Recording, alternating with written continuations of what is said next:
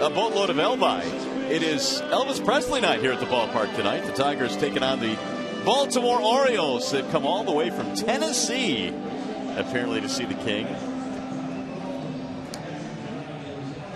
Hey, by the way, if the Tigers combine for 3 or more home runs in this game, bring a copy of the box score to a participating Arby's location tomorrow and get a free small order of curly fries. Nick Markakis had a big night last night for the Orioles. He is their leadoff man. Here's the rest of the lineup for Baltimore tonight in Game 2. It is presented by the Metro Detroit Chevy dealers. Markakis, Hardy, and McLeod, your top 3. Adam Jones, the center fielder, his batting cleanup. Then Matt Wieters and Chris Davis, your bottom 3. Reynolds, Machado, and Andino playing second base tonight. Meanwhile, it is Rick Porcello on the hill for the Tigers. He is presented by Soaring Eagle Casino. Rick Porcello is looking for his 10th win of the season, which would give him 4 consecutive seasons as a Tiger in double digits as far as the win column is concerned. And whenever Porcello is on the mound, you know, as an infielder, you're going to be awfully busy, and he throws lots of ground balls. Beaumont Health System is the sponsor of the Tigers' defensive alignment this evening, and Jim Leland pretty much lines it up like this every single day, with the exception of Jeff Baker in right field. Baker is getting the start with a left-hander on the mound for the Baltimore Orioles. And there is the aforementioned Jeff Baker getting the start for Brendan Bosch in this one, with the lefty Zach Britton on the hill tonight for the Orioles. That means Baker will probably see a lot of action the next, well, quite a few days. The Tigers will see a lot of lefties in the series that is upcoming against Toronto as well. In fact, all 3 left-handers and a lefty tomorrow. So it'll be quite a stretch for Mr. Baker. And we are ready for baseball tonight on a gorgeous evening here in the Motor City. Nick Markakis will lead things off, then J.J. Hardy and Nate McLeod facing right-hander Rick Porcello. A couple of hits in the ball game last night for Markakis. He was 2 out of 5. He had 2 doubles in that ball game. And Porcello ready to go to work tonight. So are we. Here's the first pitch of tonight's ball game. And Porcello missing outside. 1 ball to no strikes. Markakis batting .284. He's hit 13 home runs. He does provide a little bit of pop out of the leadoff slot. Here's the 1-0 from Porcello. And it's 2 balls to no strikes. When Markakis came off the disabled list shortly after the All-Star break, he was inserted into the leadoff slot. The Orioles have had a ton of injuries, including to their leadoff man, Brian Roberts, and Markakis has taken to the #1 position of the lineup. Brian Roberts really has not been healthy for the last 3 seasons. And that really has hurt, I think, the Orioles offense. He was a really good offensive performer. He was a switch hitter. He was hitting 50 doubles. He was stealing a ton of bases. Markakis fouls it away. Every team needs a leadoff hitter or a player similar to Brian Roberts. Buck Showalter in his 3rd season, his 2nd full season with the Orioles. He's also been with the Yankees, Arizona, Texas. 2-2 on Markakis. And it bounces in. 3 balls and 2 strikes. So Porcello tonight is gunning for his 10th win of the season. Came in at 9-7. He is 2nd in the American League, having allowed 172 hits. That has been part of the package this year.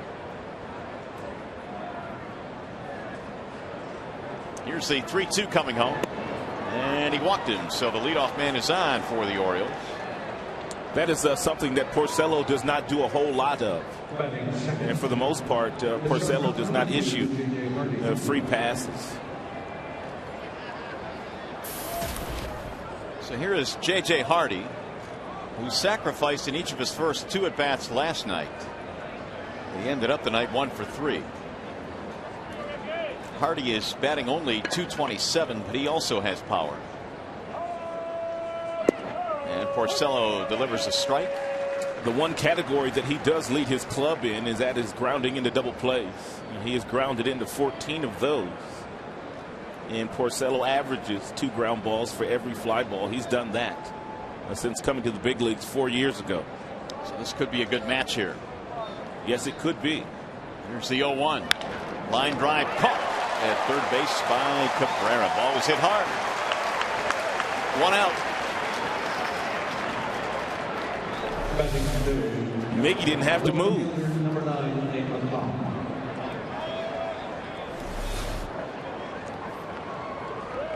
Took a quick look to first to make sure Markakis didn't get too far off the bat. Here's Nate McLeod. He was 0 for 3 last night.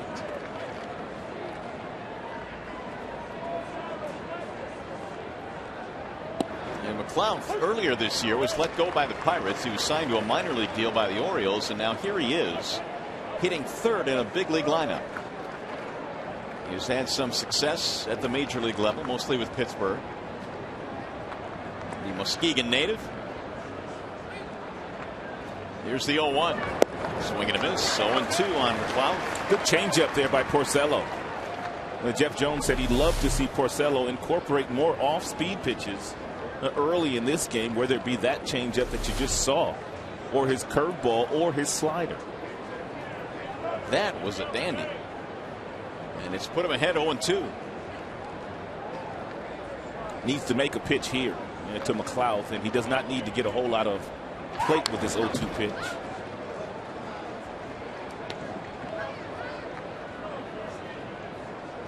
McLeod at 256. Porcello gave up the leadoff walk. 1 out later. McLeod. These two teams coming in with identical records of 64 and 55. However, the Orioles now 7 back in the East. The Tigers trail by just a game and a half in the Central. And a ball outside. 1 ball and 2 strikes.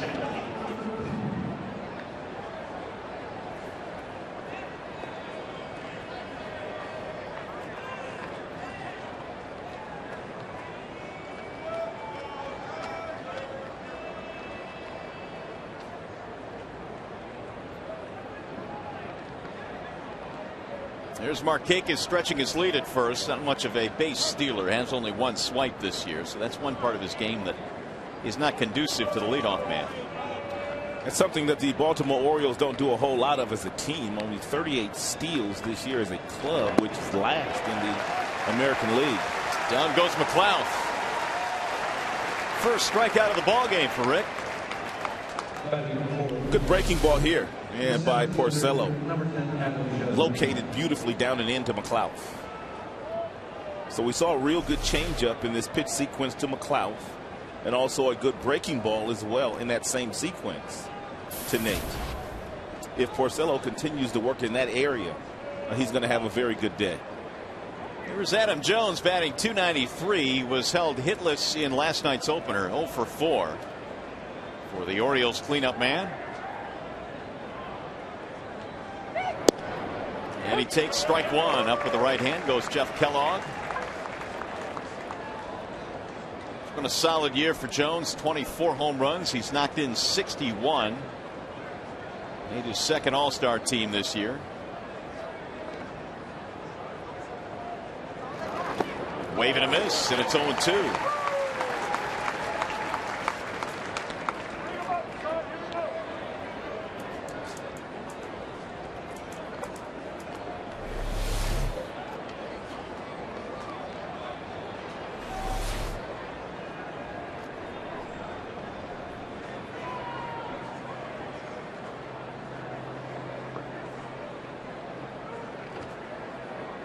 Here's the 0-2 pitch. Fouled straight back.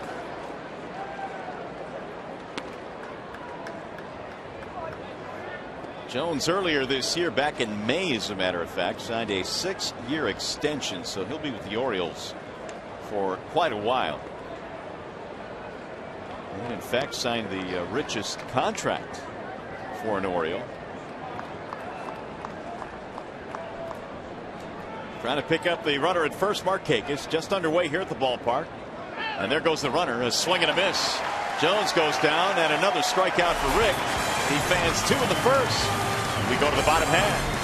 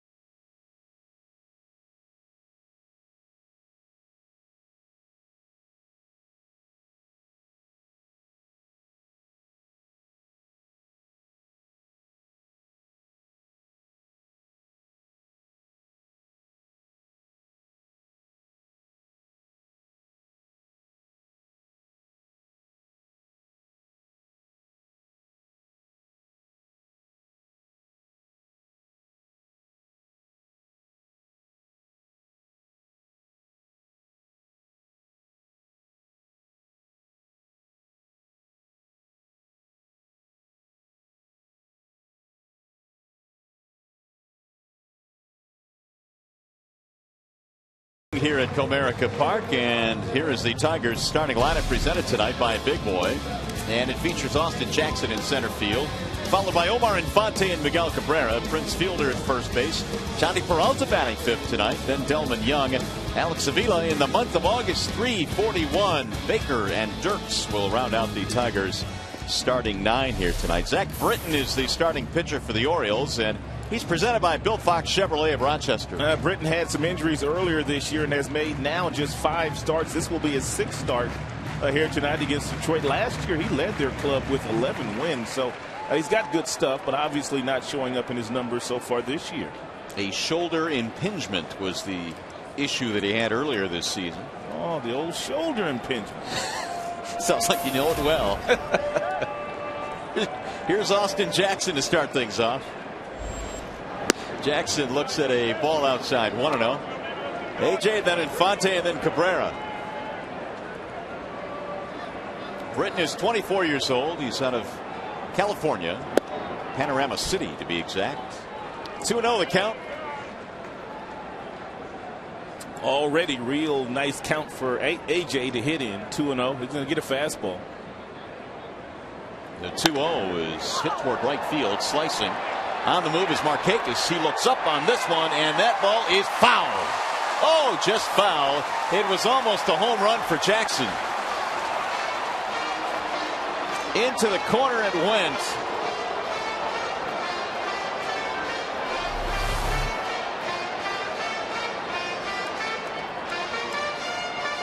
That's how close it came. Austin was just a little bit late with this 2-0 swing. If he catches this out in front just a little bit more than he does right here, and then he's got himself a home run, but you can see he let that ball travel, which is what you're supposed to do. But in a 2-0 count, you could be a little bit more aggressive. That's in there, a strike. 2-2 now on Jackson. And Austin very nearly hit his 14th home run. He's already established a career high with 13 this year. Outside, 3-2.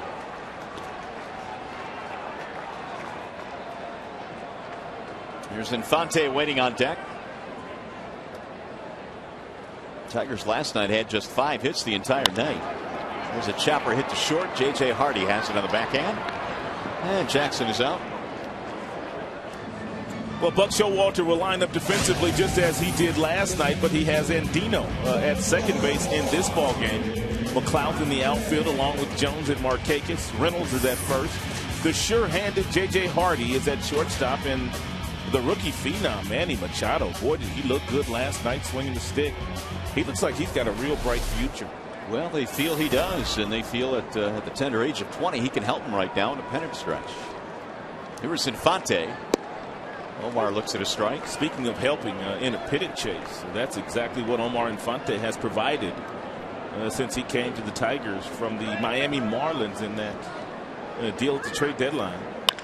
Bouncing ball left side. It finds a hole. A base hit for Infante.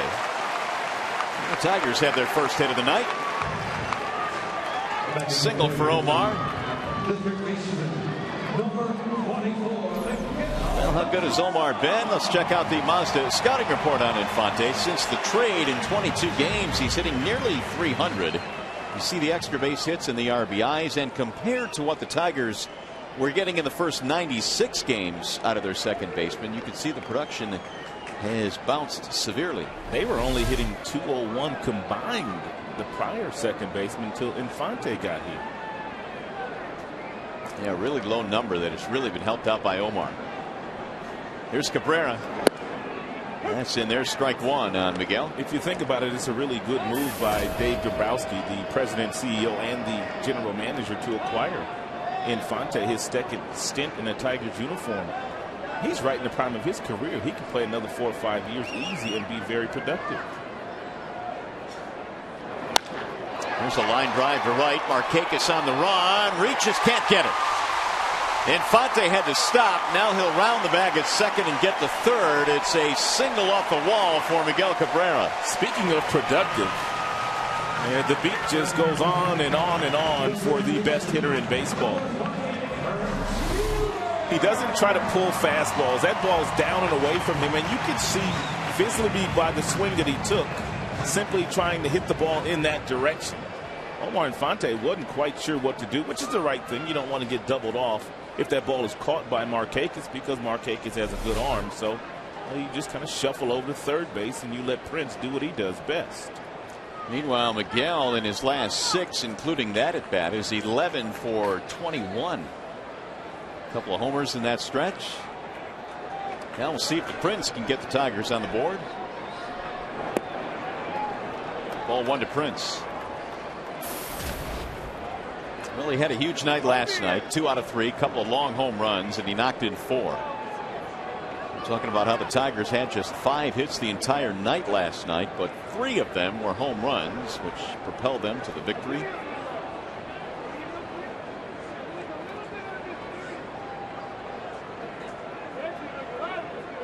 Here's Britton's 1-0.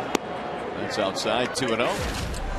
His first home run he hit last night traveled 462 feet. Then he came up in the 8th inning as well, scored tied in a 2-run home run off J.C. Romero, which was the game winner.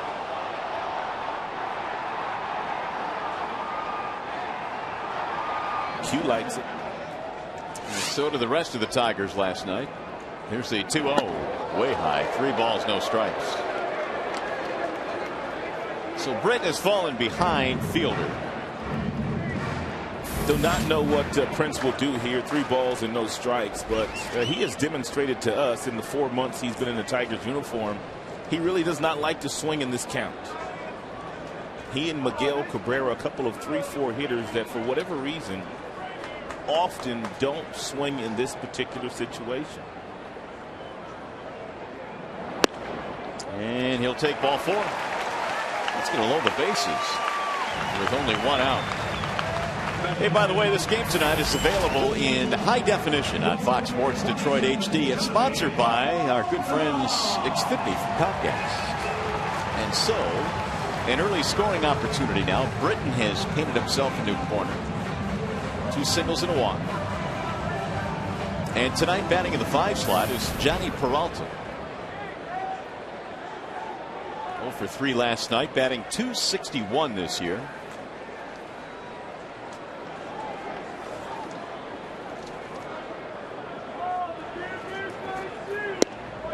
There's a strike called Peralta. Pretty good with the bases loaded. Not bad this year either. 3 for 9. Tigers have been very unselfish in this ballpark. They have utilized the big part of the diamond with runners in scoring position. And that is one of the reasons why they've been so successful since July 4th right here at Comerica Park. This is only the 3rd time this year that Peralta has hit 5th in the lineup. Hit it a couple of times in that Minnesota series, didn't he? He did once. They're trying to get Porcello some early offense here. The 0-2. Bouncing ball back up the middle. Hardy flips to second. 1 relay is a double play. Ouch. That one hurt. 6-4-3, and Britton escapes a jam.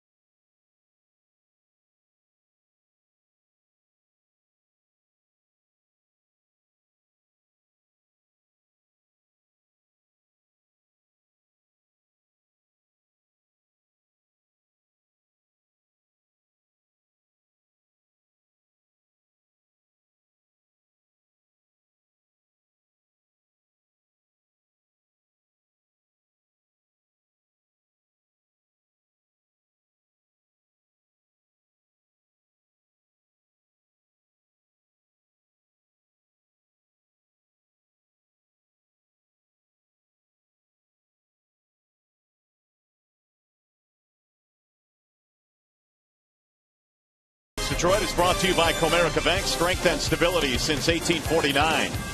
Chrysler, now take advantage of the great deals at the Chrysler Summer Clearance Event. And by Carl Buddig, start living your best life.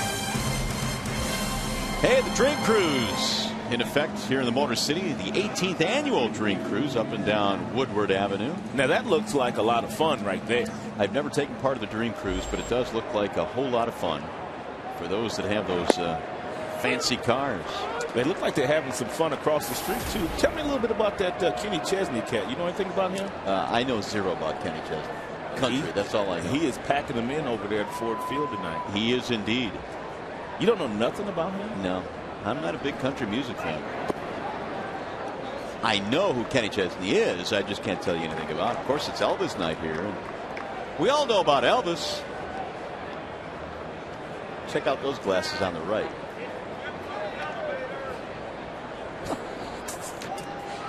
One ball, one strike. Low 2-1 on Matt Wieters. Chris Davis will follow, then Mark Reynolds. Just think about all the folks here in downtown tonight. You've got a jam-packed Comerica Park. You got Kenny Chesney across the street. Dream Cruise going on. The 2-1 is rolled to the right side. Diving stop by Prince. And Porcello will cover for the out. That is a nice play.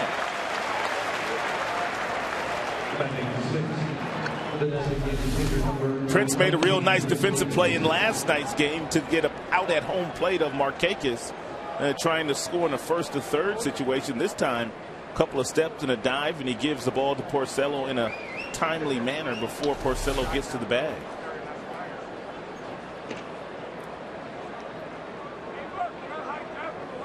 Here is Chris Davis.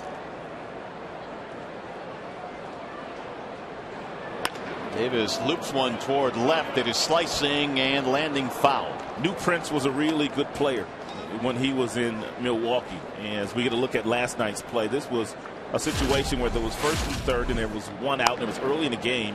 Comes in, grabs it, throws off balance, and Avila applies the tag to Markakis for a big out early in the game. But as I was saying, I knew he was a really good player who put up monster numbers in Milwaukee, but had no idea he played the game as hard as he plays the game. Agreed, and Jim Leland echoed those thoughts just a couple of days ago. Was talking about how athletic he is, how hard he goes down the line, how hard he plays day in and day out. Usually bona fide superstars don't play the game with the kind of aggression that Prince plays the game with. Here's the 1-1. Davis shoots one toward left center, going to drop, base hit. I'll give you an example of that. The other guy on the other side of the diamond, Miguel Cabrera, although he goes out there every day and hits 30 home runs and drives in 140 doubles and 330 batting average at the end of the season, he does it so quietly and it looks so effortlessly when Miggy's doing it. Yeah, Prince is one of those max effort guys. You can see it in their styles of hitting. Prince is much more of a dramatic type hitter, where Miggy just goes out there and calmly sprays the ball around the field, hits it about 450 feet. Reynolds hits a line drive into right field, and it's going to be caught there by Baker. 2 gone. Davis holding at first base. Baltimore will swing early and often against Porcello because he doesn't walk very many. And he's always around the plate, and for the most part, they're looking for that sinker ball. But they're trying to make him get it up a little bit so they can prevent themselves from hitting into a ton of ground balls here this evening. Here's Manny Machado. 2 out of 4 last night, a double in the ball game. He also singled against Justin Verlander. Only 20 years old. He's got some quickness in that bat. Real good bat speed.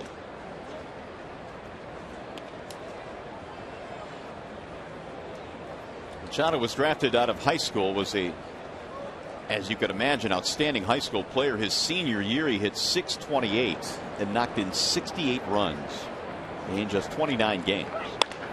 Hits a slow roller towards second. It'll be a routine play there for Infante, and an easy inning for Rick Porcello. On our way to the bottom of the second as we check out more of the Dream Cruise here in the Motor City this weekend.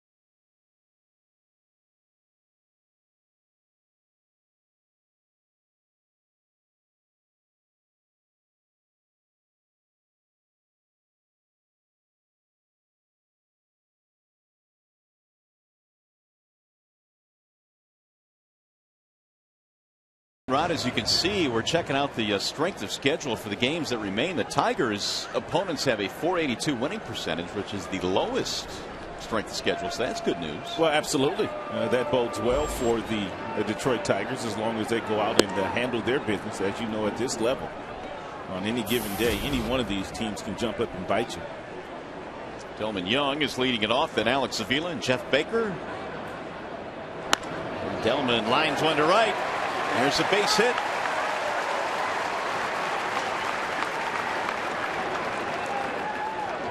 Here are the wild card standings coming into play tonight. You see that Tampa, Baltimore, and the Tigers are all knotted up. Tigers trailing Chicago by a game and a half. They certainly have their sights set on the Central Division title. But that second wild card has certainly made it more interesting in a lot of different cities. The Angels are struggling right now. They're 2.5 out of the wild card. Oakland's still right there. Here is Alex Avila, batting .256, 0 for 4 in last night's game.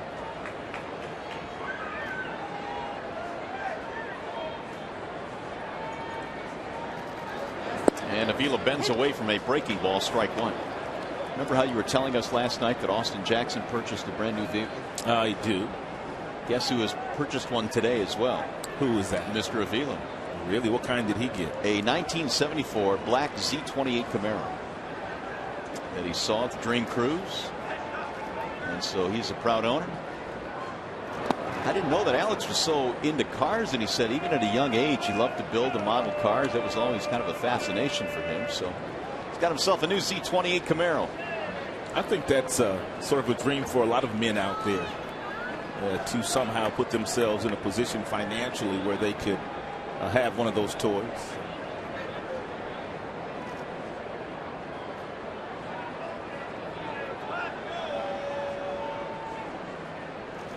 Here's the 1-1. Fouled off.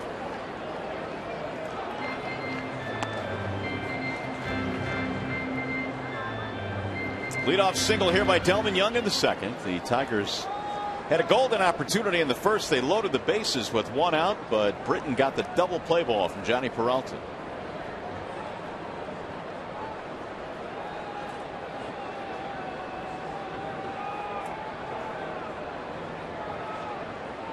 And the 1-2. Bouncing ball. Hardy ranging right, fires to second one. That's another double play for Britton. So he's got the sinker working tonight. 2 gone. Don't forget to join us again tomorrow when the Tigers wrap up their series with the Orioles. Coverage begins at 12:30 with Tigers Live on Fox Sports Detroit.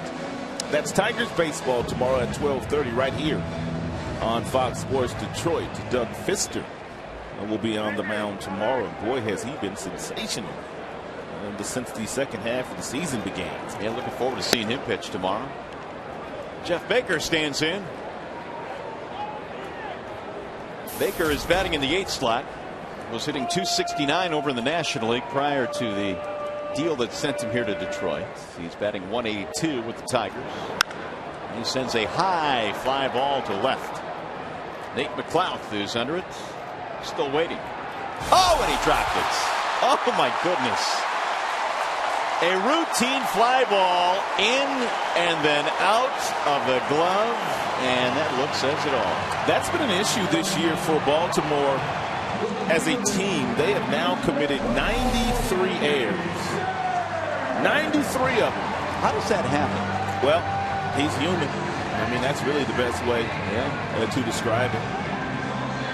And really what happened there, I mean, when you put your glove in front of your face and you have your hand up there as well, you can see by that last shot that we just showed you that he didn't see the ball going into the glove. He could not see the ball visibly going into his glove, and that's when you see guys drop balls like that when they don't watch the ball into the glove. This time of night, this time of the year, left field still is a sun field. So the Tigers have another opportunity as Andy Dirk stands in now. The error by Nate McLouth. I don't think the sun had anything to do with that one, though. Yeah, I think you're right. In any event, the Tigers trying to take advantage of it. Here's the 0-1, a check swing. Take a look at him right here. Sorry about that. I mean, how he just never sees. Once he gets his hands up, he has now taken his eyes off the baseball, and his glove is shading his eyes. He did not see the ball into the glove. So can the Tigers take advantage of it? Britton has more work to do. The 1-1 is swung on and missed. And Zach Britton has found a way to wiggle out of a couple of jams already. A double play ball in the first and one here in the second. The 24-year-old won 11 games last year, which led his team in his rookie season. Here's the 1-2. Here's a pop-up right side of the infield.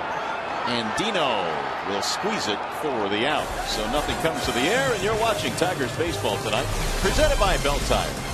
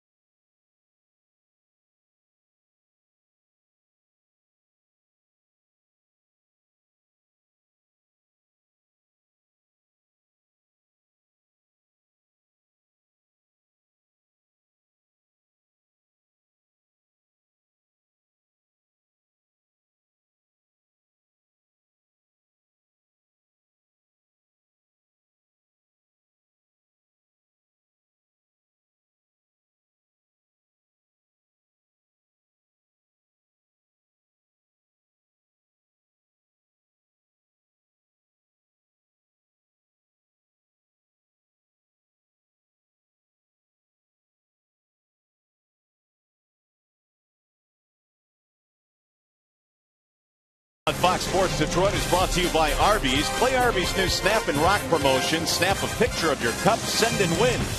And by AT&T, the nation's largest 4G network. AT&T, rethink possible. Ooh, check it out, more of the Dream Cruise. It's a Jackrabbit start right there. That's not good for gas mileage. And it's also Elvis night here at the ballpark this evening. All of the patrons that entered tonight received those snazzy-looking Elvis glasses. And another good crowd here tonight. It should be another sellout, just as it is every night. Did you like Elvis? Yeah, I got into some Elvis growing up. How about you? Oh, absolutely. Here's Andino leading it off. In there for a strike. Andino playing second base tonight. They had Quintanilla out there last night. Andino is a .223 hitter so far this year. And Porcello delivers another one in the strike zone, 0-2. Andino has to do a little bit better for his Orioles this year if they're going to stay into contention, if he continues to get a lot of playing time. But he has made quite a few errors this year at that second base position. He has made 12 of their team's 93 total. 1-2. Well, it's hard to figure out some of their stats. They've won a lot of very close games. I mean, their bullpen has been really good, so that stat makes sense. But to be in the position they are in, having played the type of defense that they have played in their division, yeah, it doesn't make a whole lot of common sense, at least. The 1-2 is just off the plate.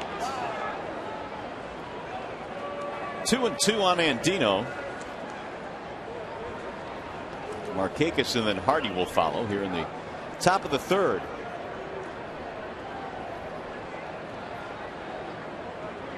And Dino lines it to left field, and charging is Dirks. He'll play it on a hop. And Dino pulls in with a single. Time for a game break. To the studio we go. Here's Trevor Thompson.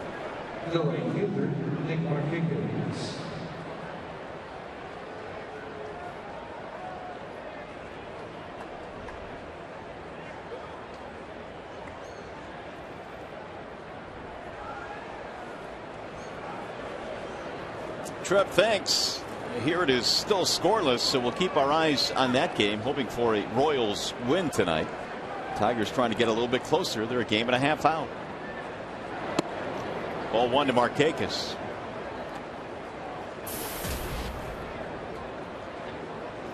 Base on balls, but did not score in that first inning.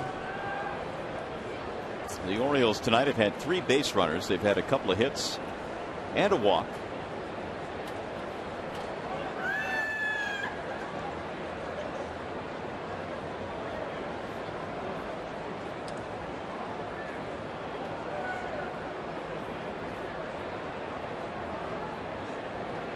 Markakis had a couple of doubles in last night's game.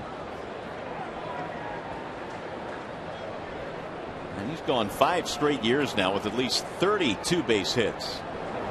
Sends a ground ball back up the middle into center field. It found a hole, and Dino goes to second. He'll stop there. So the Orioles have something going here in the third. Thought maybe Porcello had a shot to nab this ground ball off the bat of Markakis. But he throws his glove up and then he pulls it back down. I don't know if he thought Peralta would be stationed there or not, but it looked like Porcello had a shot to at least knock it down.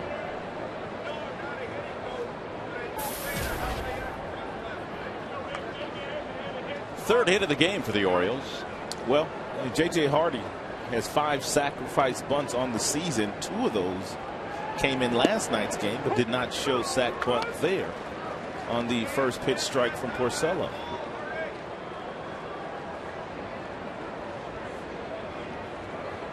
Three for 33 the Orioles are, with runners in scoring position against the Tigers this year. Tigers won 2 out of 3 in the series in Baltimore. Last night they were 0 for 10. Prince Fielder over at first base is not convinced that Hardy is not going to sacrifice again. I thought you made a good point last night. When you look at the spray chart of Hardy, he does not go the opposite way all that much, and so he just decided to bunt the runners up twice last night after doubles. Got his job done. It's in there, a strike. 1 and 2. Here's that spray chart on J.J. Hardy. Just 17 base hits the opposite way. And 59 to the left, 35 right back up the box. And if you weren't with us earlier, we also told you he has grounded into a team high 14 double plays. Got him. Strike 3 on the outer edge. Hardy will not do the job there. He took it looking. That's about as well as you could spot a 94 mile per hour 4-seam fastball. This is not necessarily a sinker. This is a 4-seam fastball. Real good pitch there by Porcello.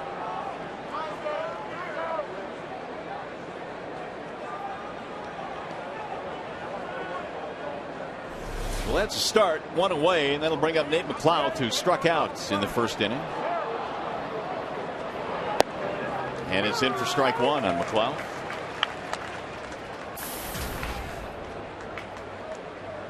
Rick is already 9 of 12 in first pitch strikes here this evening, so he's been filling up that strike zone pretty good.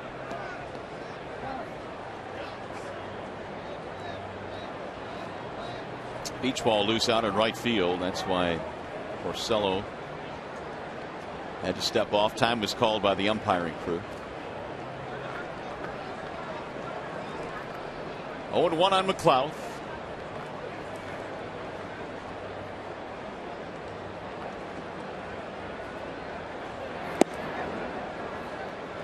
One ball, 1 strike. He was called up on the 4th of August just recently from their AAA team in Norfolk.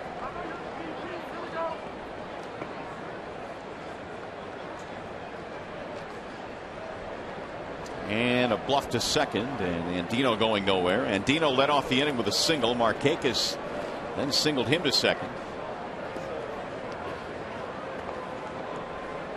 Each team now with 3 hits tonight.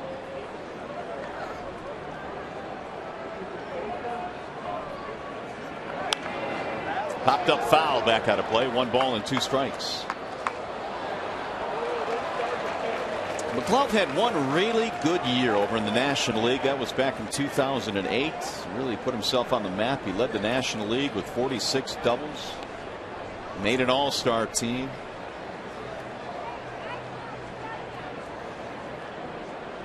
Found himself released by the Pirates earlier this year and then signed to a minor league deal by the Orioles, and he has made his way back to the major leagues.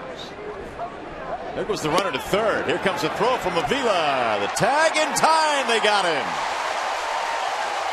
Andino is cut down by Alex Avila. Not a wise decision there by Andino, who probably went on his own. Usually the steal sign doesn't come from the manager when you're a base runner at second base, and with a left-handed batter in the batter's box, it's a throw that Cabrera takes behind the bag, and he applies the tag. But did he apply the tag in time or not? Looks like he got the tag right down there on the hand before the left hand got to the bag.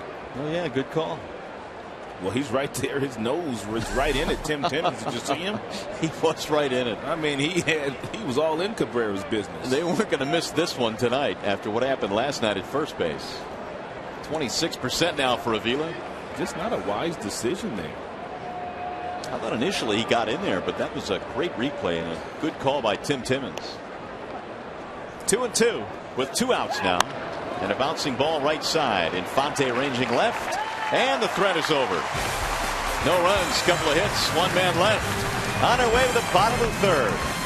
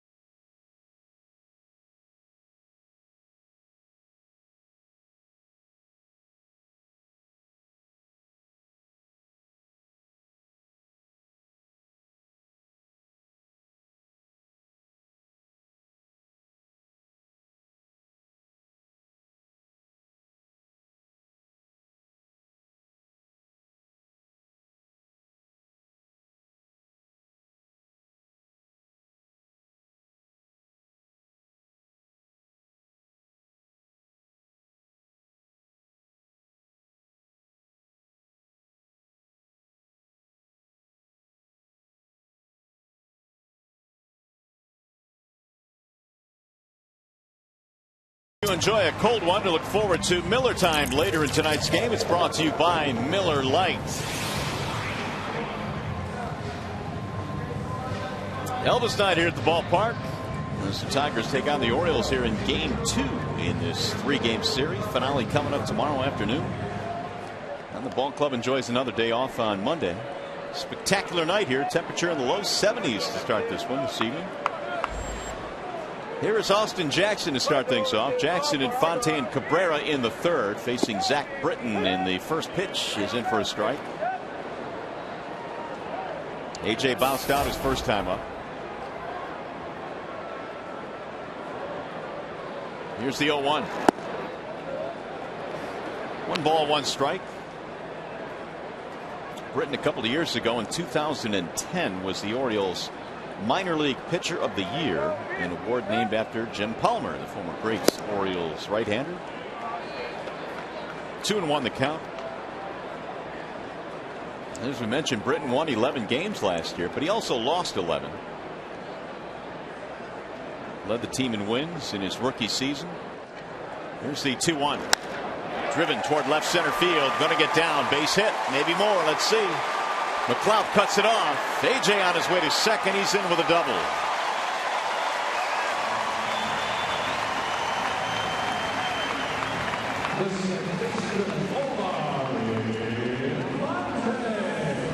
Austin Jackson caught this one out in front and drilled it into right center field. And even though McLeod out in left field has some good speed, after Jackson makes contact with this ball and hits it up into the gap, he knows it's going to be very difficult for McLeod to stop on the dime after he's gotten to the ball and then make a firm throw into second base to prevent him from getting a double.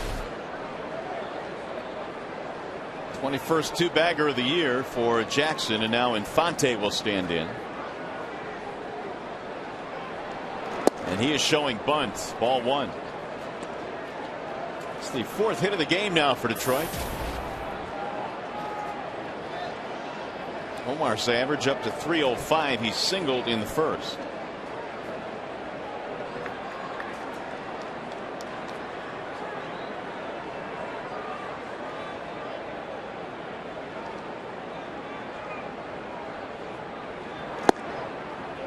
Ball low. 2-0. Jim was talking about an at-bat that Omar Infante had a couple of days ago in Minnesota, runner on second base. And he liked the fact that Omar just didn't try to give the at-bat away by hitting something to the right side of the infield. He liked the fact that he drove the ball into the outfield to drive in the run and got himself a base hit as well. Well, when you look at the career numbers of Infante, he's nearly a 270 hitter lifetime. And I remember his first go-round here. You were really impressed with him. You thought he would make an all-star team, and he ended up doing it in the National League. I liked Omar. I've always liked Omar. His first tenure here in a Tigers uniform, I think Jim wanted more energy out of Infante. And Infante's not an energy guy. That's just not the way that he plays baseball. He's real low-key. He's really flashy. But at the end of the day, he usually gets the job done. Tried to hold up that time, couldn't do it. But he's really matured since coming back. He looks like he's very sure of himself. He knows he's a really good big league player. And the Tigers are fortunate to reacquire him. I agree. And when he came to the Tigers right after the deal, the Tigers were in Cleveland, and Omar just walked into the clubhouse, and from day one, rejoining the Tigers, just looked real comfortable. He said it felt like he was coming home again. Here's the 2-2. 3-2 on Infante. So Britton gave up 2 singles, a walk in the first, but got a double play. Another double play in the second, and he's allowed a double here in the third. Been a lot of traffic on the bases so far for Detroit. And he struck him out. Infante thought he had a walk. He discarded the bat, and Jeff Kellogg punched him out.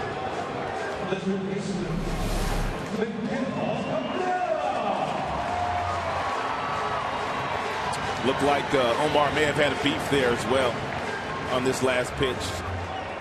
Looked down and it also looked in, but a nice frame job by the catcher Wieters to ever so slightly pull it up to get the out call. They're going to walk Cabrera intentionally with first base unoccupied. Wise decision by Buck Showalter, especially with all the damage that Miguel Cabrera has done in his career against Baltimore Orioles pitching. Cabrera entered this game hitting .378 lifetime against the Orioles.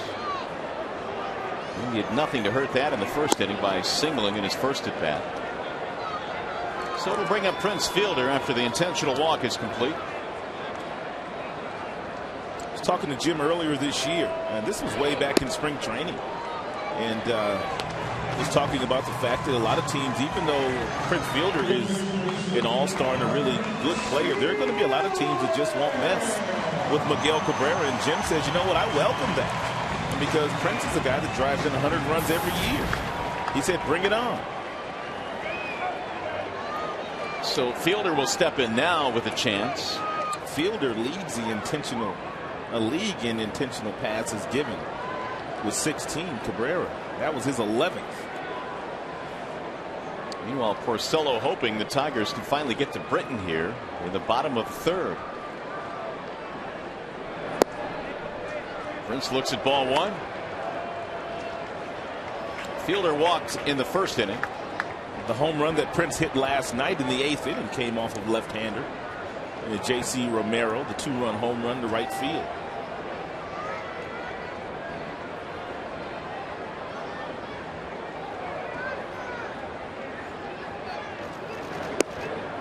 That sails outside, 2-0.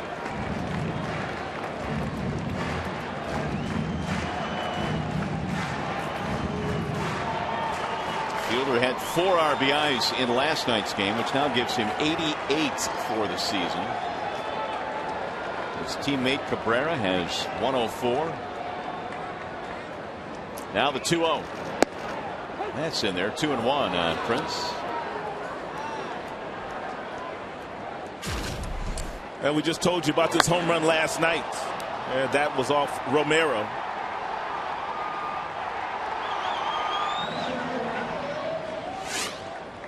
And Cabrera with 104, Fielder 88.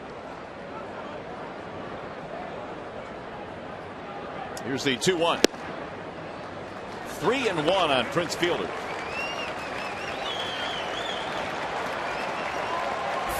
Johnny Peralta is waiting on deck, and he has bounced into a double play with the bases loaded. He may get another chance to hit with the sacks full.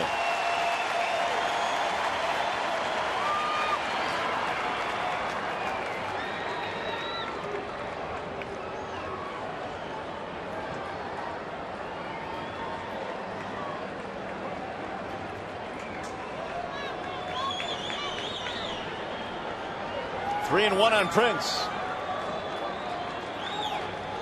Here it is. 3-2 on Fielder.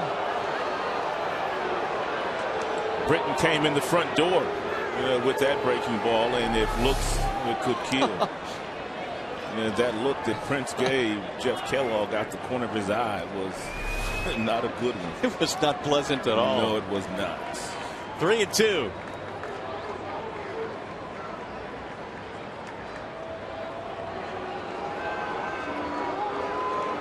Jackson started the inning with a double. 1 out later, the intentional walk to Miguel Cabrera.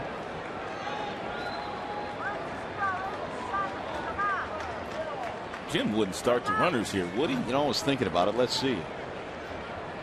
Negative. And there is strike 3 called. Fielder is called out on strikes, and now the look will intensify to Jeff Kellogg. And a couple of words, and he'll walk back to the bench.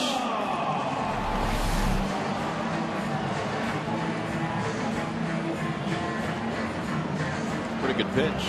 Too close to take with 2 strikes. 2 outs, and again Britton trying to wiggle out of yet another jam. He got the double play ball from Peralta back in the first inning. Strike 1 to Johnny. Now Peralta takes issue with the strike zone of Jeff Kellogg. That is something that you usually do not see a lot of Tigers hitters do, and that's beef about the strike zone.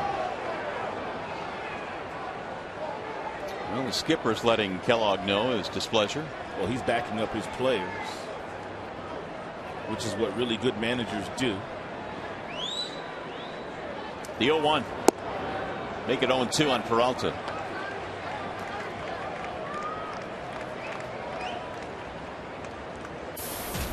Johnny had the bases full back in the first inning and bounced into a 6-4-3.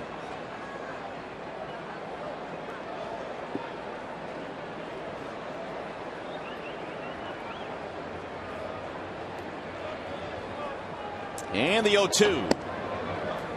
That was close, and it just missed the outer edge.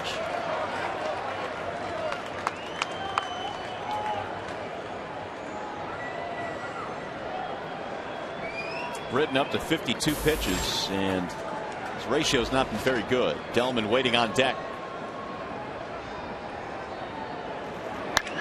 Driven to center field. Jones on the move. He'll get there to end the inning. So the Tigers threaten. They're unable to score, and we go to the fourth.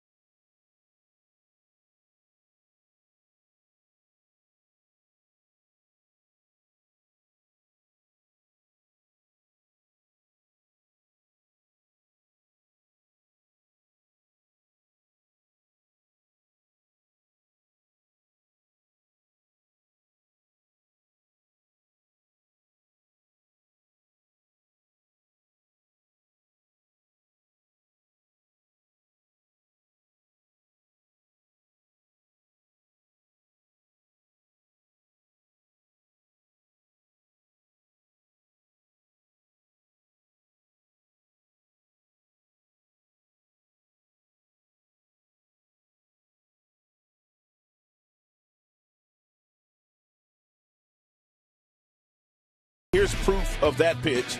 He's gotten a few swings and misses on the slider. He's also had some outstanding action on his changeup, and it's very encouraging to see Porcello get to these two pitches very early in the game, and also 94 miles an hour with a real good fastball. He's spotted very well, too. So Porcello, for the most part today, keeping the ball out of the middle of the plate, and also keeping the ball south of the knees. And 3 innings into this one, he's given up 3 hits, no runs, and 3 strikeouts. Tigers have stranded 5 in this game. The Orioles have left 3. Both teams have had some chances early in this one. Adam Jones will start things off as we go to the 4th. Jones, Wieters, Davis facing Porcello. These are the 4, 5, and 6 hitters for Buck Showalter and the Orioles. Rick ready to go to work, and the 4th inning is underway. And it's a broken bat roller foul. A new bat coming up for Adam Jones.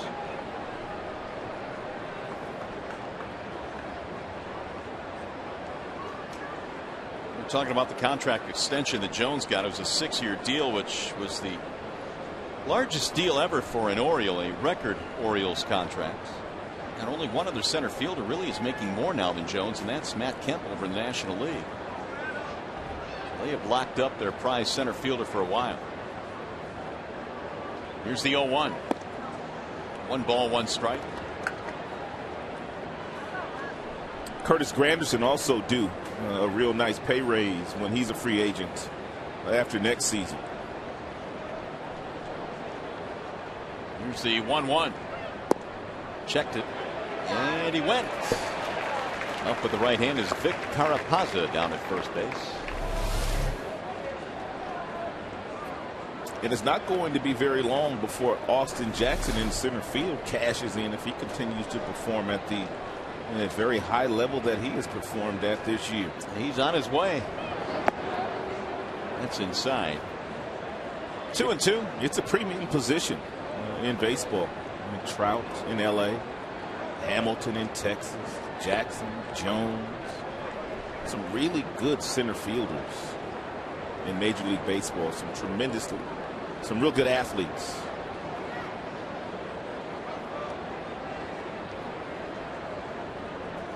Here's the 2-2 offering. Down the right field line, slicing away from Prince. Another example of fielder just going all out. He had no shot at that ball, but you couldn't convince him of that. Talking about a guy that leaves it all out there in between the lines, and this time outside the lines. Prince takes a beeline and tries to run down this foul ball.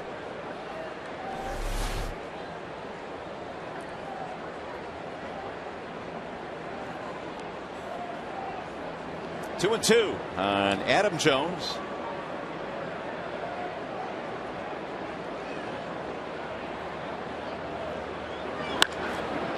In the air to center. Jackson on the move. One center fielder to the other, and one out here in the fourth inning. Time now for the AT&T trivia question here tonight. Name the 6 teams who have missed the playoffs in each of the last 10 seasons. There have been 6 ball clubs that have not made it to the postseason in each of the last 10 seasons. Can you name all 6?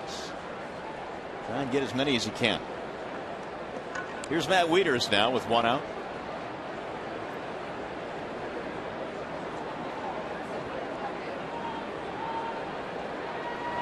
And Wieters looks at a strike 0-1.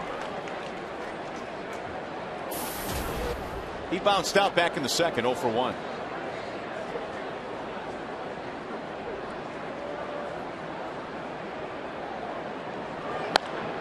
That's rolled foul. We're talking earlier this year, Rod, about how Jeff Jones has worked with Rick Porcello and how they've altered his windup. His glove comes over his head now. And have you seen that make any difference, do you think, in your mind? Well, early on, after they initially made that change to his delivery, I saw the fastball go up a few ticks, right, up to 95, 96. And then with that added velocity, it almost appeared that Rick had forgotten about his sinker ball and started to give up a few hits early in games. And then Jim Leland kind of encouraged him, regardless of the windup, you have to know where your bread is buttered, and that's with your two-seam fastball and your sinker, which you get lots of ground balls with. And Rick has gotten a lot of ground balls. Unfortunately for him, a lot of those ground balls just get through the infield, and that's what Jeff Jones was talking about today. Well, and that's why Porcello, coming into this one, was second in the American League in hits allowed. I do like the breaking ball that he's featuring today, and the changeup has been a positive pitch so far as well.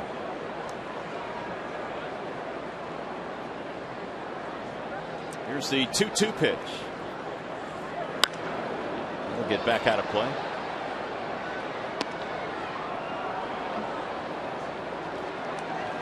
Wieters last night homered against Justin Verlander. It was a 2-run shot that gave the Orioles a 3-1 lead before the Tigers eventually came back with a couple of home runs from the Prince. Yeah, rare off night last night for Justin Verlander. Didn't necessarily have his best stuff, but at the end of the day, he battled, only gave up 3 runs, and his team stayed in the game, and they eventually won the game. Justin admitted as much after the game last night, but if you have an off night and you still put together a quality start, it's still pretty good. Ended up with 116 pitches.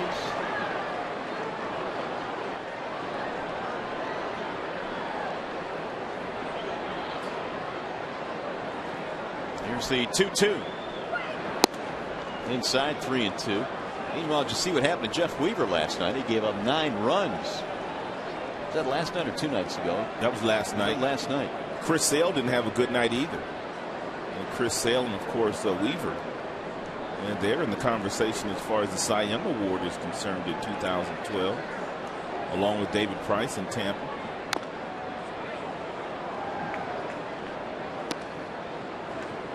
That last month will be interesting to see who pitches the best down the stretch, because Price clearly now is pitching extremely well. His stuff is overpowering. David Price from the left side, 97, 98, and he throws 80% fastballs too.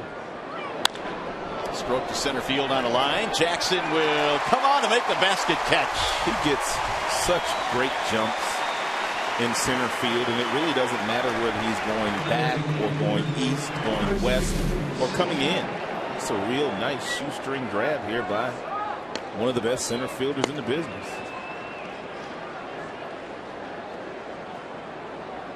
Just before it hit the grass.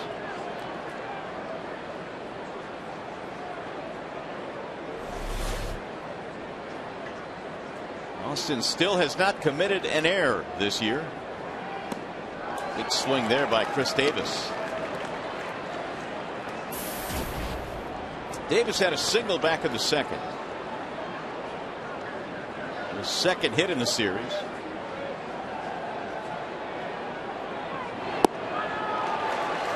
Oh, 2. Orioles' best chance came in the third when they put the first 2 men on, but Andino was thrown out trying to steal third. And then Porcello picked up a strikeout and a ground out, and that was that. Here's the 0-2. And a swing and a miss, and down he goes, and that is that. A 1-2-3 inning here in the fourth for Porcello. Rick now has 4 strikeouts.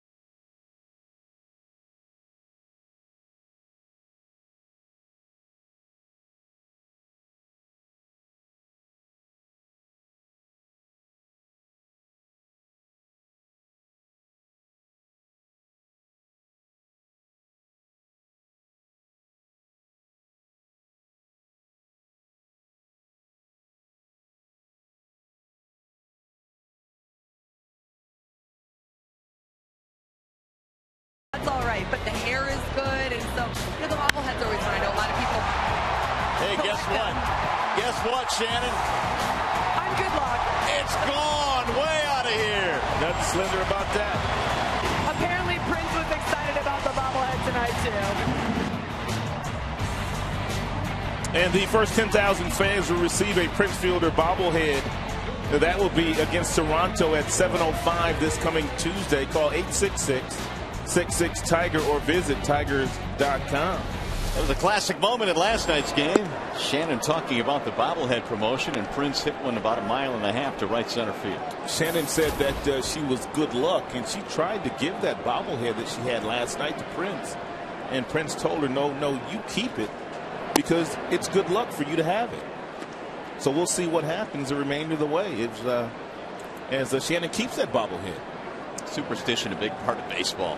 We'll see if that works out for Shannon. There's a bouncing ball to third. Right at Machado, who throws out Delman Young, 1 gone. You know, Shannon Hogan and Ryan Field, they're across the street at that Kenny Chesney concert. Is that right? Yeah, they are. Apparently Tim McGraw is there. Is Faith there too? I don't know. Why? Would you be willing to go after the game if she was there? No. You making plans? I thought you knew nothing about country. Well, you know, a little something. There's Faith there. Busted.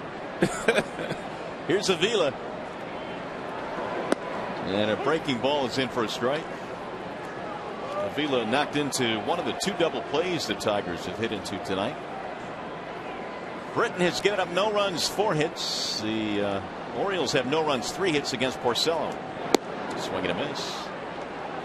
0-2. Britton won 11 games last year for the Baltimore Orioles as a rookie. That led their club. And boy, you remember the start that he got off to last year? He was very much in that rookie of the year conversation the first 2 months of the season. Good, firm 2-seam fastball. Nice breaking ball and pitching well so far here tonight. Although he has pitched in a little stress. That he has. Last year 11-11, ERA of about 4.5. Made 28 starts.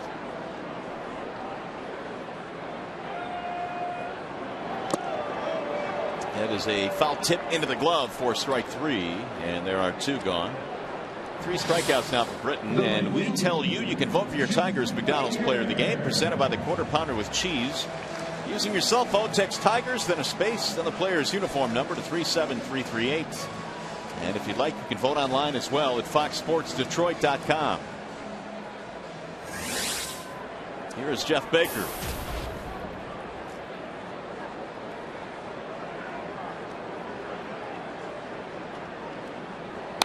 Baker hits it foul down the right field line.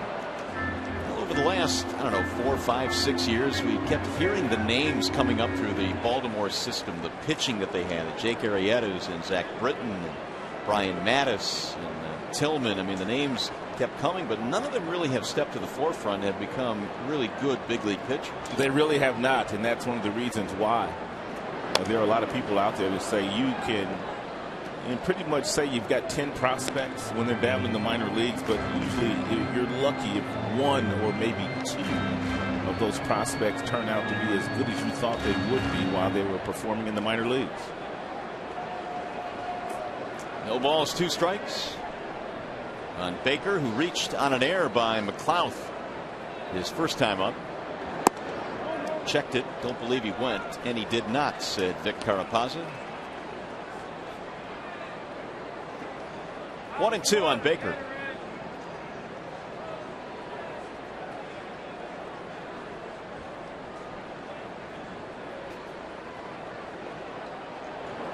Outside, 2 balls, 2 strikes. Baker started his major league career in the Colorado Rockies system, spent parts of 5 years at the major league level with the Rockies. Dirks waiting his shot on deck. Here's the 2-2. Back towards second. Ooh, look out. Andino stumbles a bit. That'll throw him out. And Britton has a 1, 2, 3, 4th inning. On their way to the 5th, looking for our first run.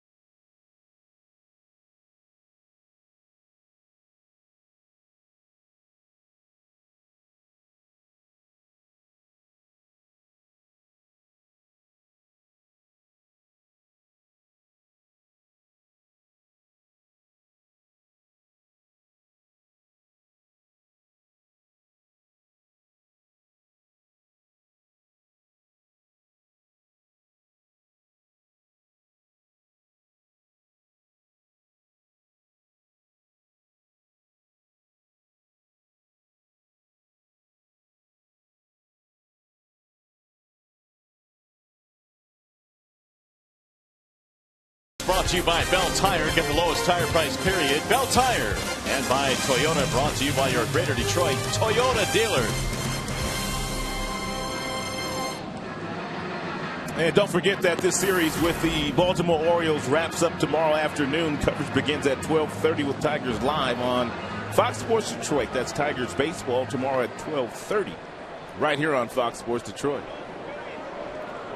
So we're still searching for the first run of the ball game here tonight as we go to the 5th inning. The Orioles will face Rick Porcello, sending 7, 8, 9 to the plate. It'll be Reynolds, Machado, and Andino. Reynolds lined out to the right fielder's first time up.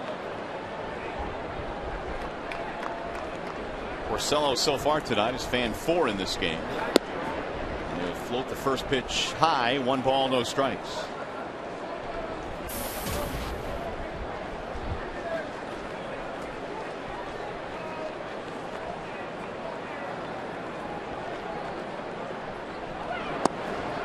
And it's in there for a strike. 1-1 the count. Reynolds last year hit 37 home runs for the Orioles. Not nearly on that pace this year. That's low and away. 2-1 the count.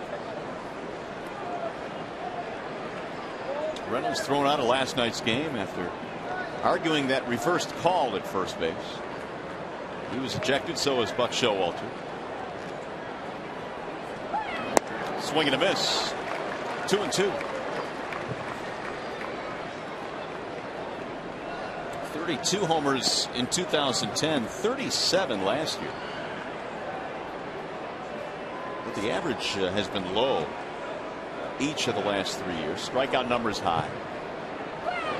Swing and a miss. Speaking of which, one gone.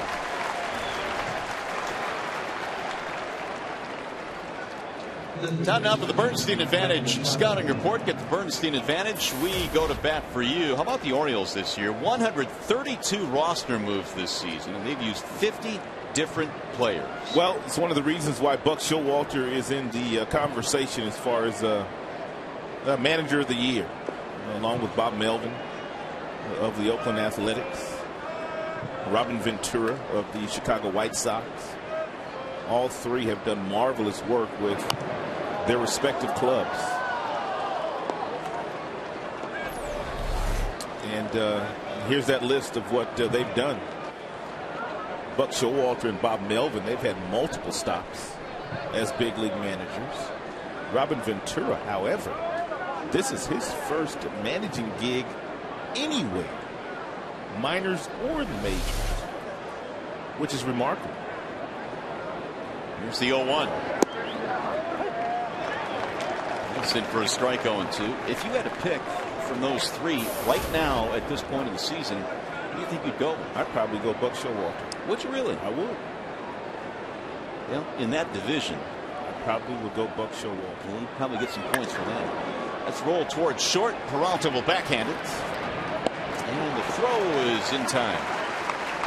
You could not go wrong with any of those, though. But Buck Showalter doesn't have a Krasinski or an Adam Dunn or guys doing that kind of damage. Bob Melvin's got a real good pitching staff. We don't know how this Baltimore Orioles team has gotten it done. Well, Melvin does have a really good pitching staff, but they're not household names, though. Nope, they're not. They're young.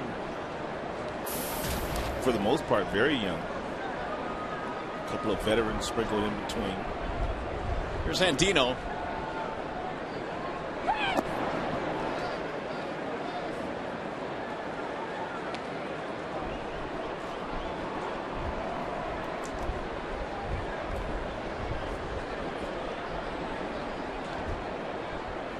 Singled back in the third, and then was caught trying to steal third base. That's in for a strike, and really that was their best scoring opportunity early on in this game, but it kind of took the wind out of their sails. Take a look at this two-seam fastball. He starts it off the plate, and it's got some late tailing action to it, which allows it to catch the outside corner. Called a strike by Jeff Kellogg. Here's the 1-1. Get back out of play. 1-2. Tigers have 4 hits today. The Orioles have 3. Porcello shooting for his 10th win of the year, came in at 9-7.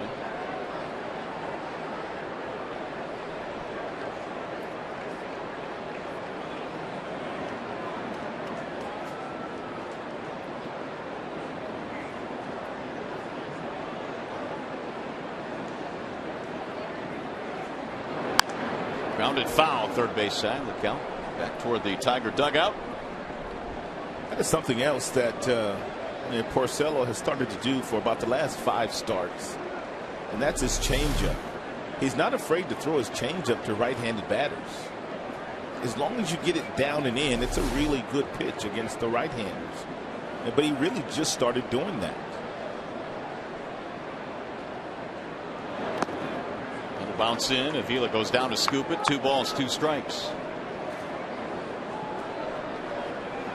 Rick came into this one with an ERA of 4.50 career against the Orioles. It's only his 5th start against Baltimore in his career. He's got Markakis next. Should Andino reach? And he won't. Strike 3 call. Porcello has his 6th strikeout of the game. Another 1-2-3 inning for Rick. His 2nd in a row. And you're watching Tigers baseball tonight, presented by BAL Tire.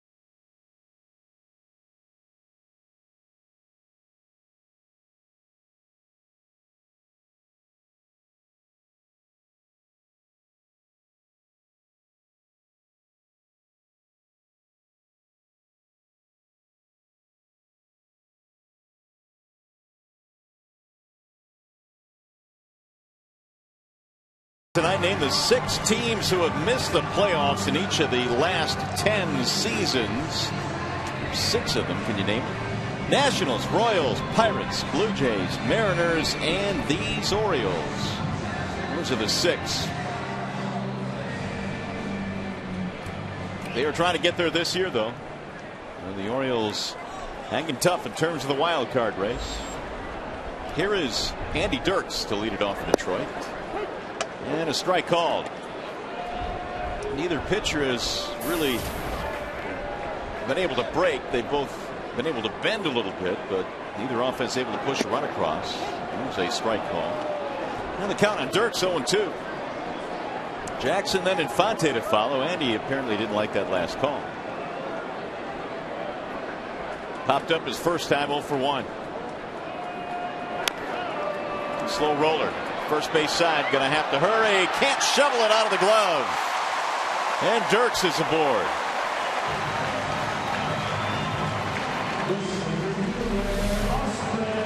Looked like Zach Britton tried to make the only plays that he had. And that will somehow scoop the ball to Reynolds to prevent Andy Dirks from getting an infield single.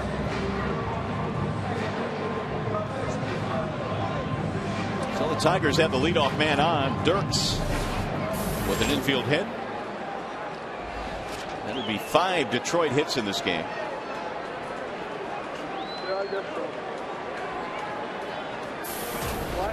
Jackson had a double to start things off in the 3rd, but the Tigers couldn't get him in.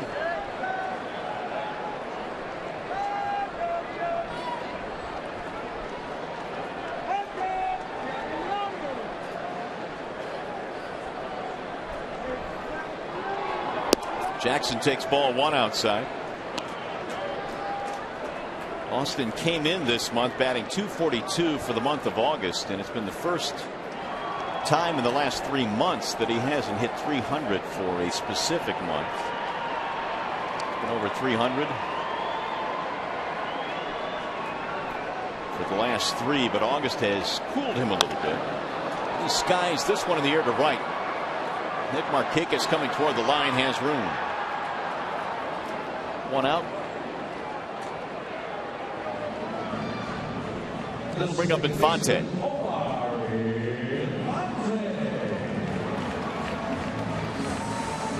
Omar is 1 for 2, single and a strikeout.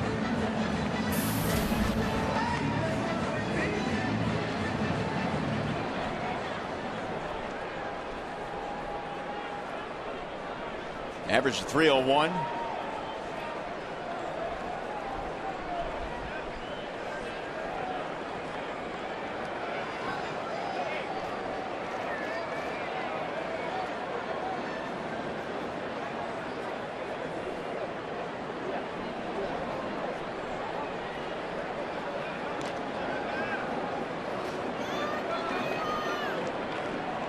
Britton has had only one 1-2-3 inning in this game. He got a couple of double plays early in this contest, one in the first, one in the second, which has kept him out of trouble. But it looked like early the Tigers would score some runs. They loaded the bases in the first. There goes the runner. Here comes the throw from Wieters. It bounces in. The tag is made, and Dirks is out.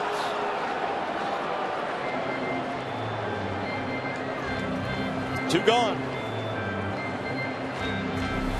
It's the second time in this series that Matt Wieters had thrown at a Tiger trying to steal a second base. A nice glove work there by J.J. Hardy, the shortstop, on the short hop from Matt Wieters.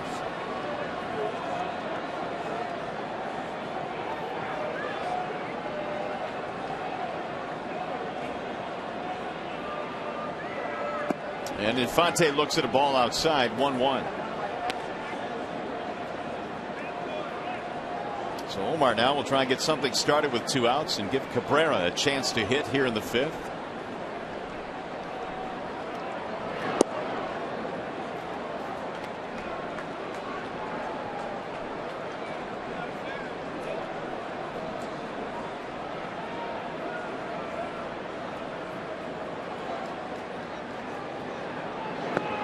Checked it. Did not go. We'll put the count at 3-1.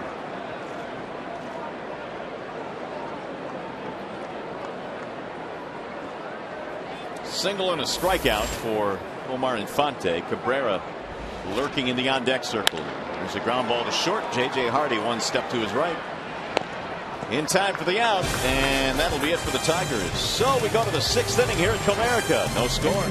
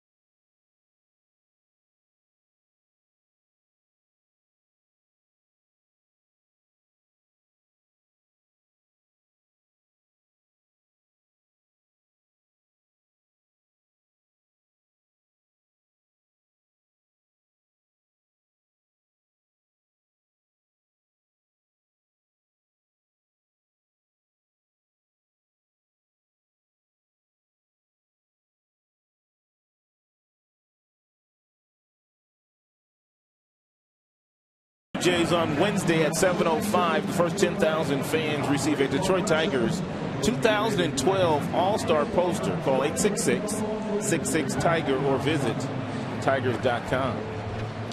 By the way, Raj, you get your picture taken with Elvis tonight? Not yet. Maybe not yet, like you're going to do it. Faith Hill, that's a different story. Here come the Orioles as we go to the 6th inning, and it's still scoreless. Nick Markakis, the leadoff man for Baltimore. It'll be Markakis, Hardy, and McLeod. And Porcello back to work. A couple of 1-2-3 innings consecutively for Rick. Ball 1 to Markakis. 8 straight retired by the Tigers right-hander. Markakis on base twice, walk and a single, had 2 doubles last night, so far a good series for Nick Markakis. Here's the 1-0 in there for a strike. 1-1.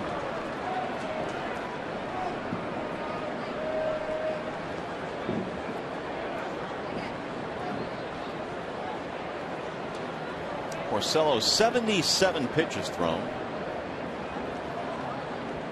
Here's the 1-1 offering. 2-1 the count.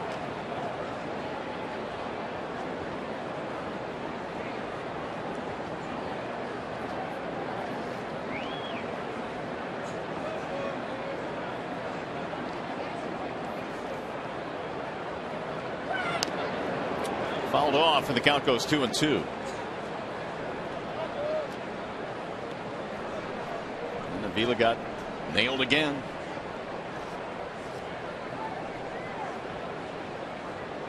It appears that Porcello has thrown a lot more off-speed pitches than the percentage breakdown shows us.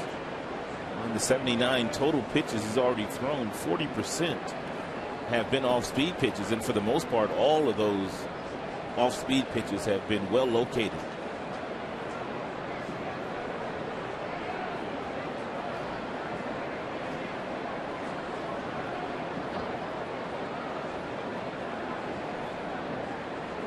Here's the 2-2 pitch. Outside 3-2. No, we've been getting on Doug Fisker to change his hat. Rick Porcello's hat's looking a little haggard too. Yes, it is. But he's not likely to get a new one. There's Hardy waiting on deck. 3-2 pitch.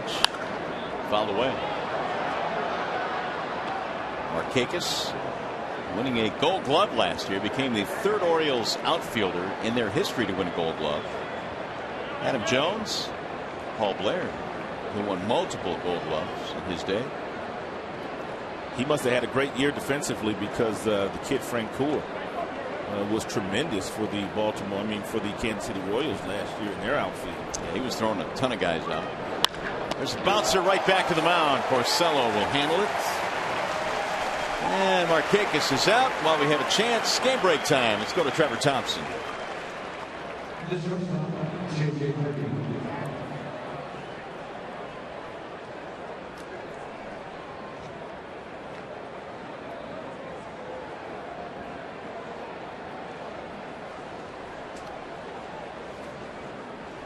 So there's a possibility if the stars align correctly tonight, the Tigers could be a half game out. They're going to have to get some runs here, though. And KC doing their part, helping out the Tigers tonight.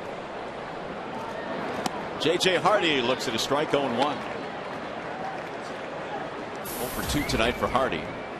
Fanned his last time up back in the 3rd. And Porcello this evening has 6 strikeouts. Try to hold up, unable to do it. 0-2.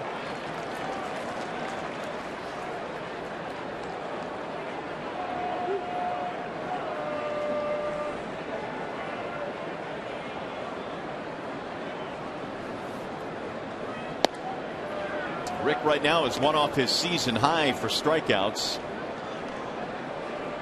He had 7 in the start at Texas earlier this year. June 25th, wasn't it? It was. 8 is his career high. Here's the 1-2. Bouncing ball left side. Cabrera cuts it off. And Hardy is out, 2 away. And Porcello has gotten all the way up to 95 in the ball game so far tonight. And he's gone as low as 75 with an off-speed pitch. We thank in Xfinity for those readings. So Porcello now has retired 10 straight. Might as well make it 11. Here's Nate McLeod.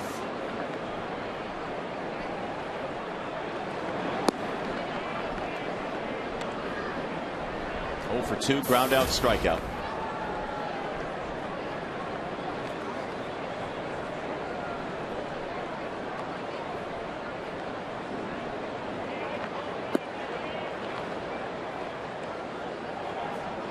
Huge crowd here tonight once again, but they really have not had anything to cheer about.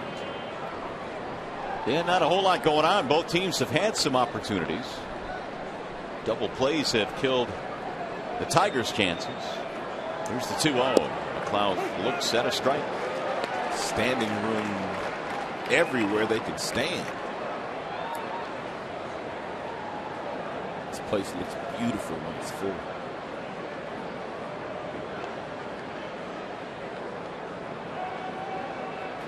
Here's the 2-1. Outside, 3-1. Should McLeod reach, Adam Jones would be next.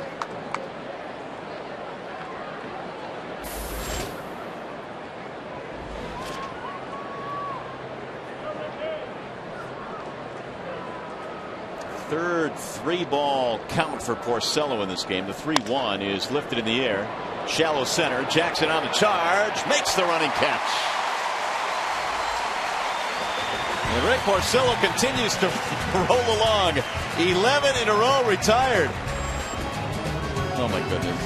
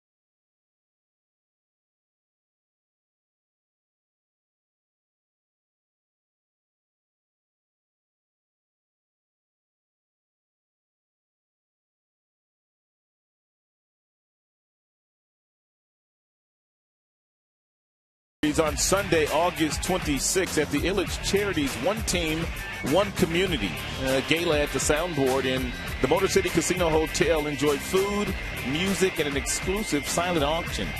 For tickets, call 313-471-6340. Sounds like a fun night. It's been a really nice night here at the ballpark this evening. Get a little bit better if the Tigers get some runs here. We go to the bottom of the 6th. It'll be Cabrera to lead it off. That's a 2-day event. They also have a golf outing on Monday at Oakland Hills, which nice. I'm going to participate in. How are you? I'm going to try to stay out of the rough. How are you at that these days? I haven't played much, and I don't play much during the regular season, so my game right now is not real good. But I like to play in scrambles, though. The 1-1. Down the right field line, slicing foul. In a scramble, you don't have to take yourself too seriously. Just have some good shots on the day and have some good fellowship and fun. So your game is much better in the offseason because you get a chance to play more. I play more, go hit balls more. But during the season, I just not any good. 1-2 on Cabrera. Fielder, then Peralta to follow.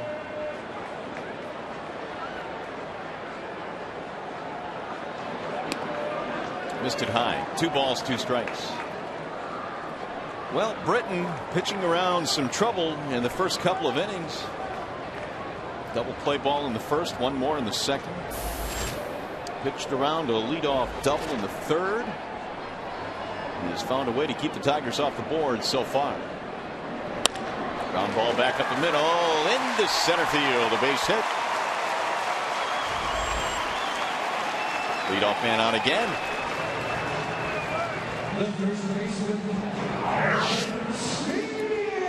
Well, how about Cabrera? He is always a threat for the Triple Crown.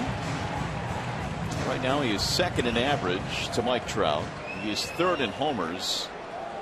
And he leads in RBIs.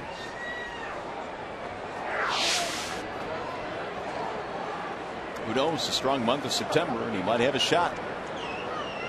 Here's Fielder. Strikeout and a walk. Ball one. In the 4 prior years that Miguel Cabrera has worn a Tigers uniform, he has led the league in all 3 of those categories that we just showed you at one time or another. He led the league once in homers. He won a batting title, and he also won an RBI crown. Now they can just put them all together in one season. Triple Crown would be his. Awfully difficult to do. Well, fasten your seatbelt here if Britton decides to throw Prince Fielder a fastball in a 2-0 count. We saw Prince hit one last night, 462 feet from home plate. 3-0 on the Prince. Johnny Peralta waiting on deck.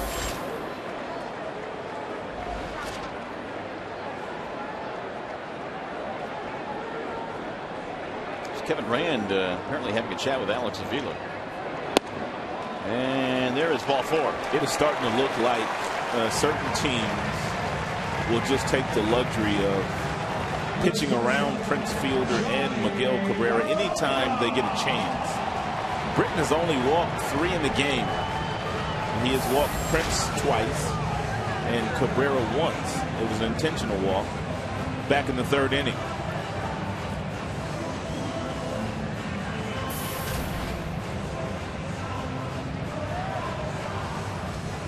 So here is Peralta. Double play ball and a line out to center. Most Major League managers will allow a young pitcher to pitch out of one jam and then maybe pitch himself out of that second jam as well. Yeah, but Jim Leland, he's a lot like Sparky Anderson. And when it comes to a very young pitcher, he doesn't get the opportunity to try to pitch out of that third jam because usually that's when the opposing team takes advantage of you. And the Tigers are in business right now. They are 0 for 5 with men in scoring position tonight. And there's a strike call. 1-1 on Peralta.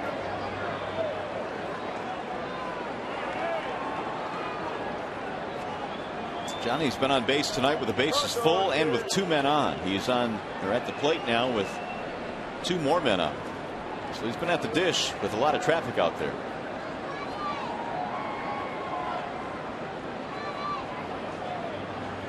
Now the 1-1. Rolled foul, 1-2. Another update from Kansas City, where the Royals now lead in the top of the 6th, 4-0. Jake Peavy is on the hill tonight for Chicago. And Bruce Chen for KC, and Chen has given up just 3 hits.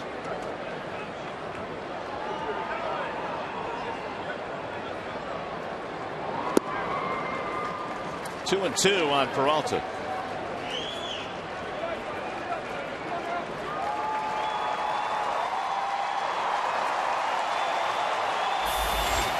There's Delman Young waiting on deck.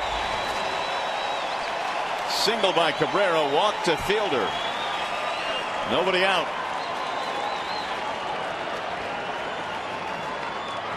Swing and a miss.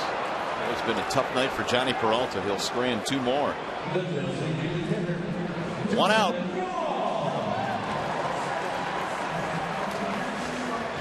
So Wieters out to the mound now to have a chat with Britton as Delman Young gets ready to step in. And no doubt that Wieters will remind Britton that Delman Young loves that first pitch, and if he does decide to throw a strike, he better locate it, or Delman can do some damage in this particular situation.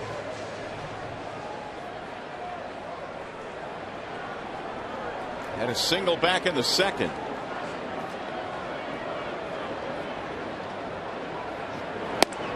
Tigers have gotten the leadoff man on in 4 of the first 6 innings tonight.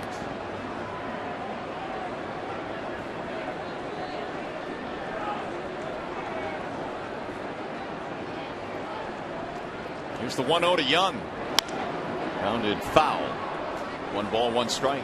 Playing close games, really nothing new for the Baltimore Orioles. That's one of the reasons how they've been able to stay in the race in their respective division. Lots of 1-run wins, lots of extra inning wins. When they have leads late, they don't give up the leads.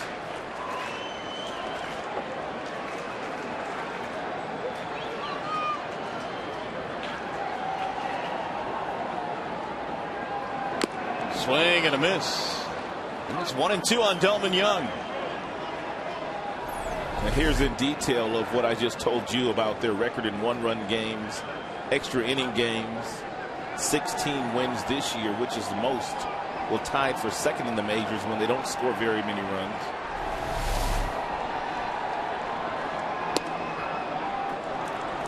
Two and two.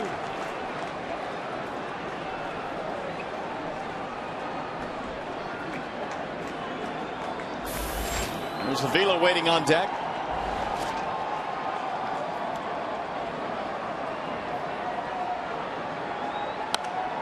Fouled away.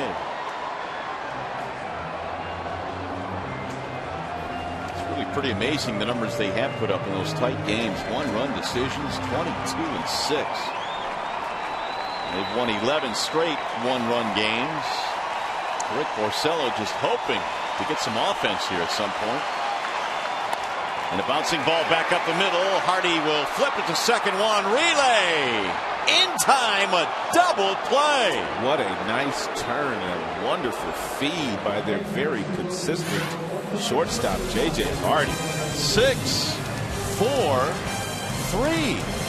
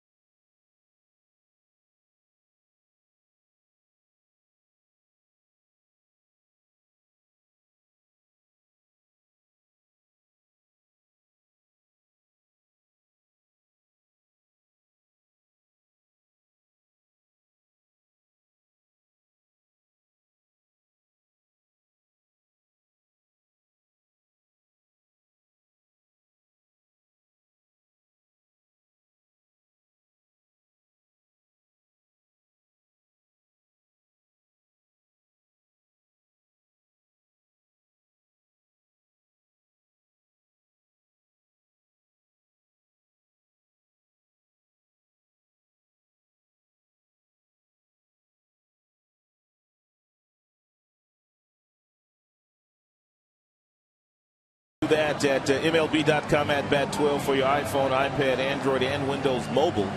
Get live audio pitch tracking, video highlights, and more.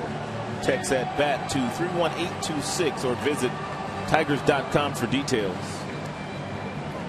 Well, Zach Britton's been living life on the edge. He's had 3 double plays turned behind him. The Tigers are 0 for 7 with men in scoring position tonight, and so they will send the right-hander Porcello out to the mound with Koch and Villarreal warming up in the Detroit bullpen. It's good to see Villarreal up in that Tigers bullpen. We have not seen Villarreal since Texas on that last road trip when he went down with a little bit of a tender right elbow. Adam Jones will lead things off against Porcello. Jones, Wieters, and Chris Davis. 0-0 game in the 7th, and the first pitch is looped in the air to center field, base hit. Well, Jones will lead it off with a single. Rick had retired 11 straight. That would come to an end.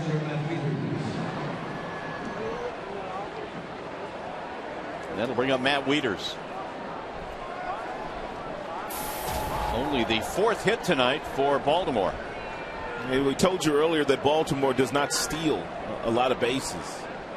However, Adam Jones has accounted for about a third of the steals that they have this year.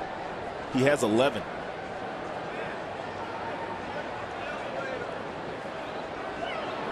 Wieters hits a ground ball to the right side, and a diving play by Infante, but he has nowhere to go with it. And everybody is safe.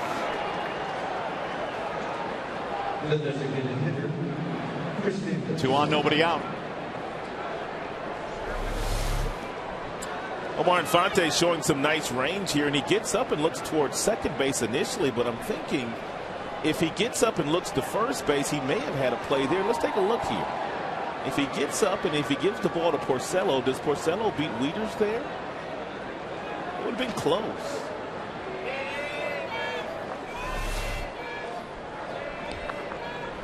Here is Davis. There's the 5th hit now for Baltimore.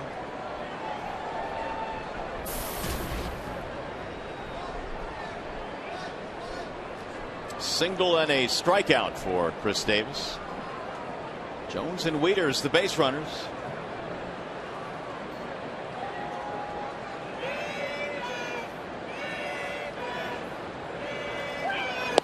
Swing and a miss. 1 ball, 1 strike. Orioles have not had too many men in scoring position tonight. They are 0 for 1.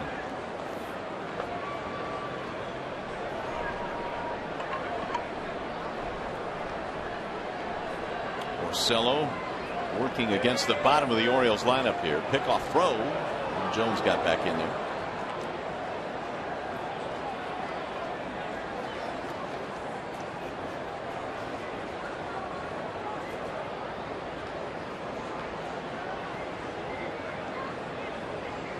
One ball, 1 strike on Chris Davis.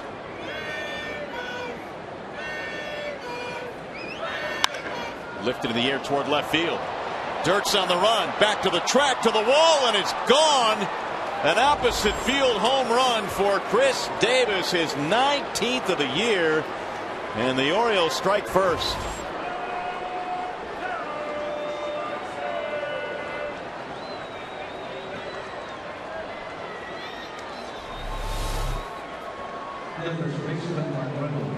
Yeah, that was a pitch at 89 miles an hour that was about knee high and away from Davis, and Davis was able to reach out and hit that ball out into the Tigers bullpen.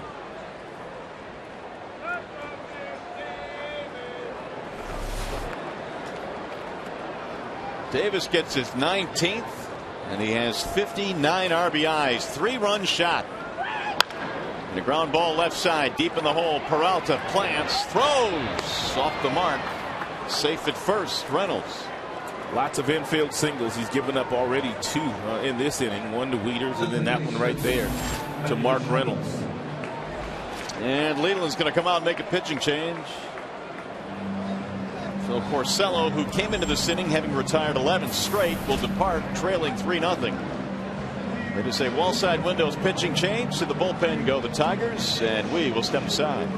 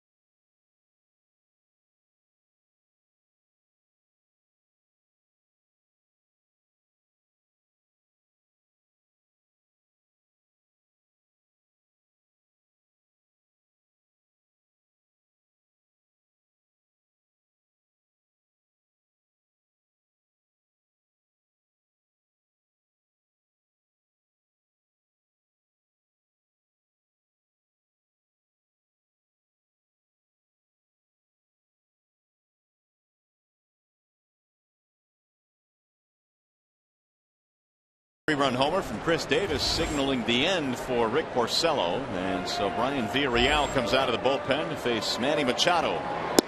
And it's in there for a strike. Lights out year so far for Villarreal. ERA is very good, 2.41, 48 strikeouts, and just 18 walks for the flame-throwing right-hander. Saw Al Albuquerque today in the Tigers clubhouse. There goes the runner. The 0-1 pitch is high. Throw down to second. Tag right there, and they got him. Avila's on the money again, and Reynolds is caught stealing. Well, Reynolds is not a base stealer, but Buck Showalter is hoping that some of these pitchers will forget about the base runners, and that's a really good ball there for Avila to throw down to second base. And look at Omar Infante straddle the bag as he took the throw. He lets the ball travel all the way, and as an infielder, if you do that, if you approach it that way, all you have to do is catch it and then simply drop the glove on the hand of the base runner. Ball missing outside. 2 balls and 1 strike. Very nicely done by Infante. And a good throw by Avila.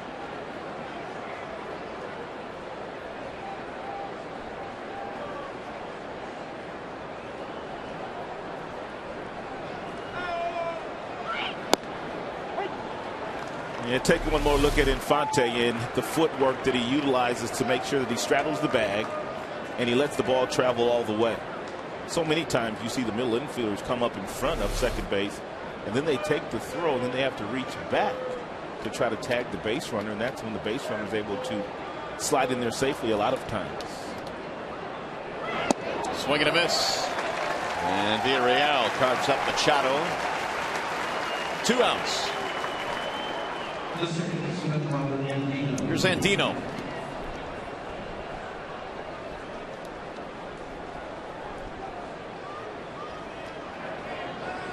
Single strikeout for Andino. 3-run 7th on the home run by Chris Davis.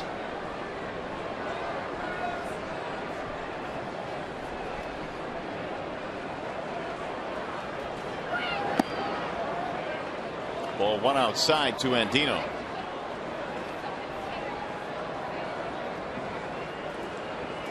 Andino suffered a shoulder injury in a game against Detroit back in July. Spent some time on the DL.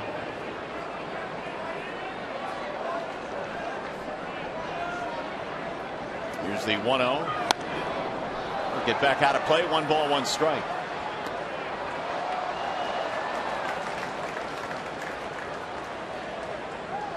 That last fastball by Villarreal clocked at 97 miles an hour. But just about every fastball that he throws is in at least the mid to upper 90s.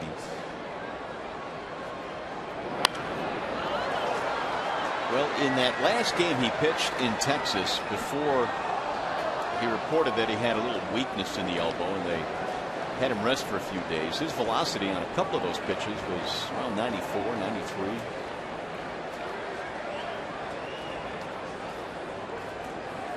Back up to the upper 90s now. Here's the 1-2, and he got him, strike 3. So Villarreal comes out of the bullpen, strikes out 2. And so we go to the stretch. Even Pause getting into Elvis night here.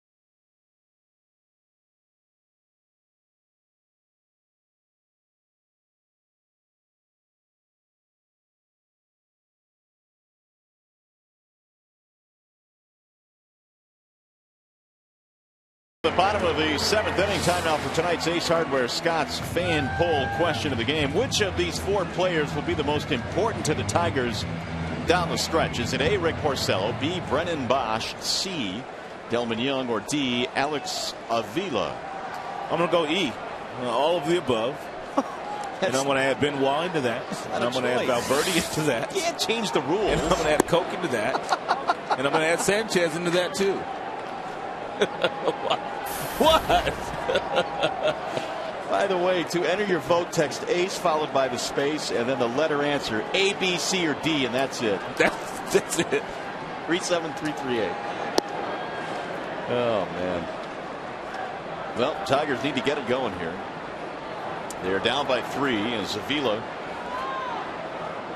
will lead things off. Then Baker and Dirks against the lefty. Britton misses down low. 2 balls, 1 strike on Avila. There is activity in the bullpen for the Orioles. Pedro Strop is warming up. His numbers this year, man, sick. Minuscule ERA. The back end of their pen has been awfully good. Here's the 2-1 swing and a miss. The only reliever with a better ERA than Stroop is Fernando Rodney. 2-2.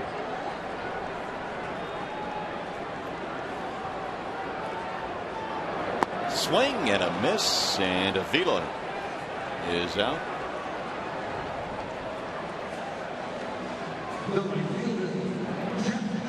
Nice little slow bender here by Britton at 81 miles an hour.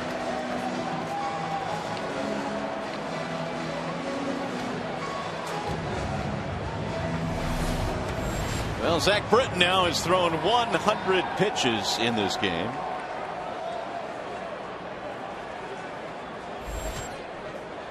Here's Jeff Baker. Fly ball right center field. Markakis. 2 gone.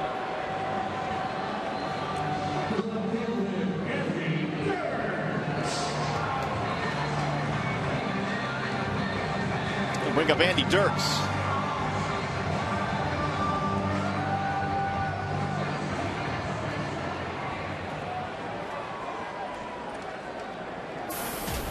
Dirks had an infield hit back in the 5th and then was caught trying to steal later in the inning by Wieters. Swing and a miss.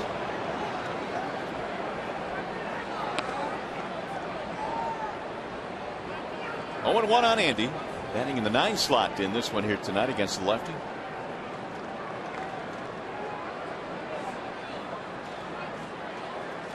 And the 0-1.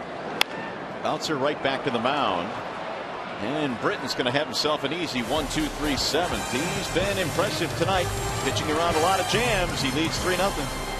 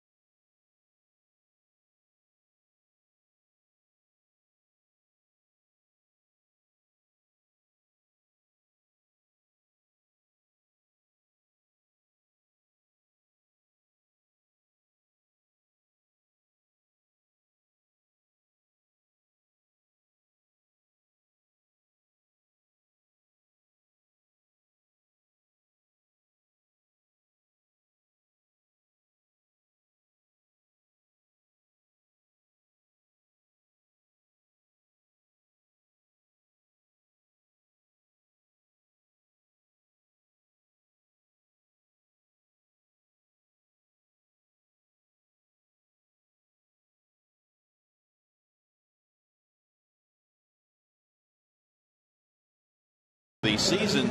Almost $2.2 million to this point. The 15th time in team history they've gone at least $2 million or above, in the 8th consecutive season here at Comerica Park. So they continue to just pile them into the ballpark. Another great crowd on hand here tonight. A little patty cake going on. Baker's men. Got a new pitcher now. It is Phil Koch.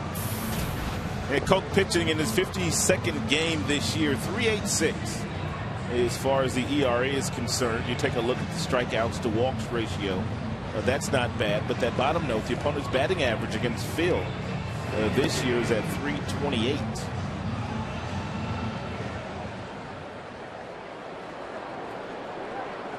So here come the Orioles in the 8th. It'll be the top of the lineup, Nick Markakis. Then J.J. Hardy and then Nate McLeod.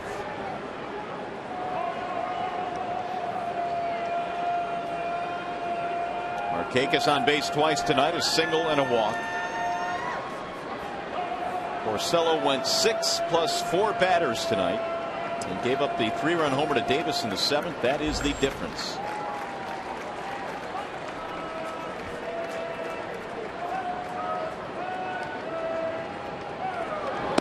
And Markakis spins out of the way, almost hit by the pitch. 370 or make it 357 against Phil Koch, 5 for 14 in his career.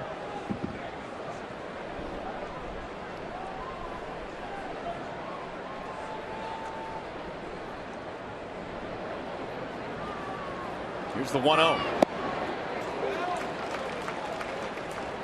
1-1 on the sweeping swing by Markakis.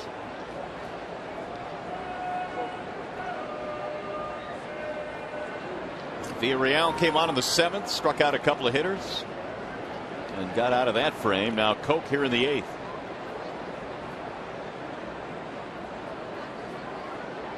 Here's the 1-1 on the outer edge, 1-2.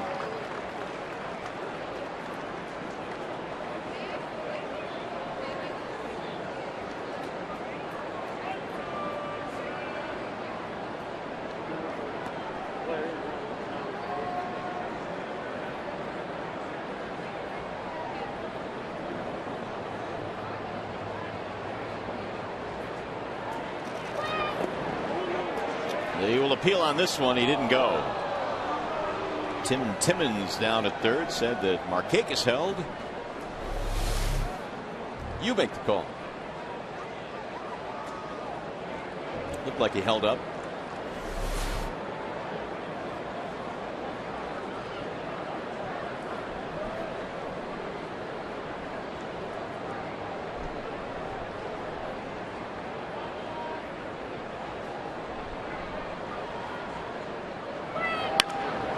Line drive to left, base hit.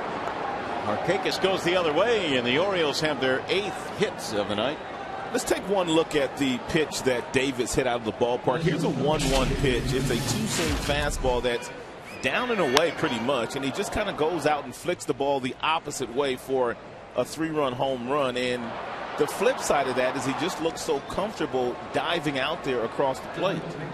And one of the things that we've talked about regarding, you know, guys like Pfister and Porcello, that on occasion, if you show inside often enough, then guys pretty much won't hit that last pitch that Davis was able to hit out of the ballpark. Would you say that Pfister has done a better job of the two in pitching inside? I think Pfister has made a very conscious effort of really pounding some hitters inside, whether they be left-handers or right-handers. And it started a few starts ago for me when he went up against the Toronto Blue Jays in Canada. He really made a lot of guys uncomfortable and made a lot of guys move their feet. Way outside, 1-1 on J.J. Hardy. Because that ball that Davis hit out was not a poor pitch.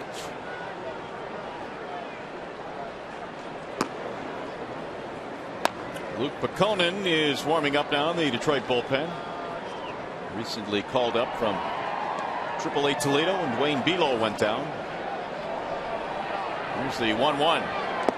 Swing and a miss. Hardy tonight is 0 for 3. Strikeout, line out, ground out.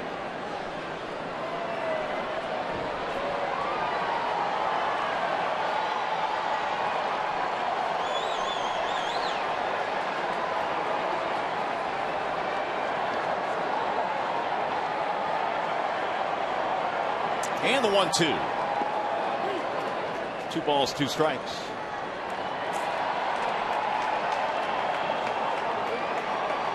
Same 2 teams wrap it up tomorrow. Final game before the Tigers enjoy another off day on Monday. Wei Yin Chen facing Doug Fister.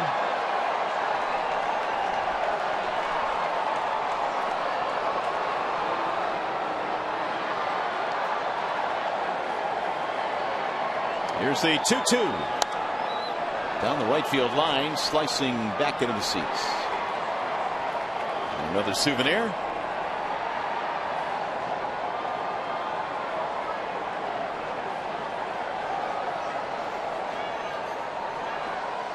After the Orioles leave town, Blue Jays will come in. The Angels will come in. The Tigers still owe the Angels a trip out west as well. It's driven foul. Tigers have just one more long road trip remaining, and that'll be in the second week of September. Season's about over with. Yeah, really, there's not much time left.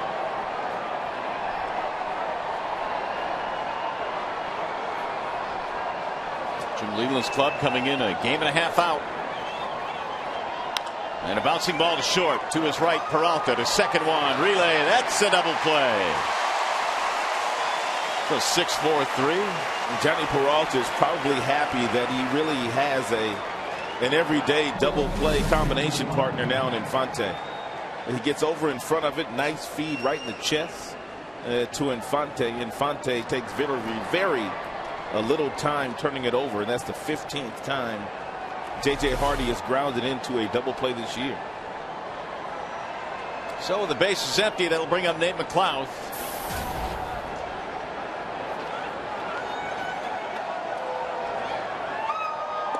And he looks at ball 1.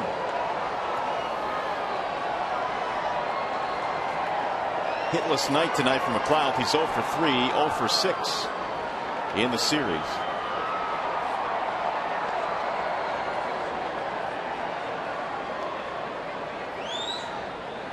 Here's the 1-0.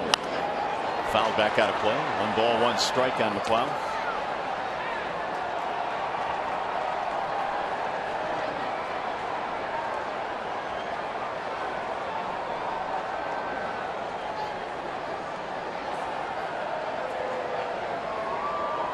Tigers tonight have been out hit 8-6. They trail 3-0. We're in the 8th. That's in for a strike. 1-2.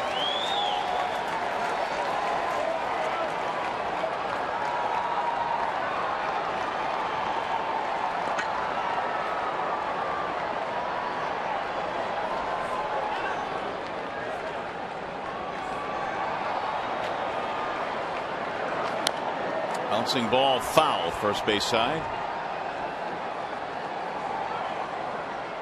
Porcello started for the Tigers. Villarreal came on to get the final 3 outs of the 7th, and now Koch here in the 8th. It was quite a night for Porcello. He had retired 11 straight before a couple of singles greeted him in the 7th, and then the home run.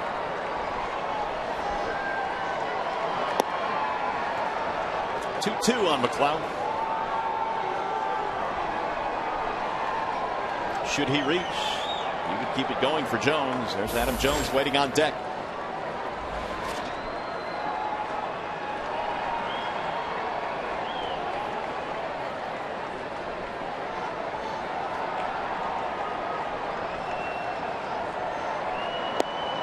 And he got him. Strike 3. McLouth is caught looking, and that's it for the Orioles. To the bottom of the 8th we go, and the top of the order coming up.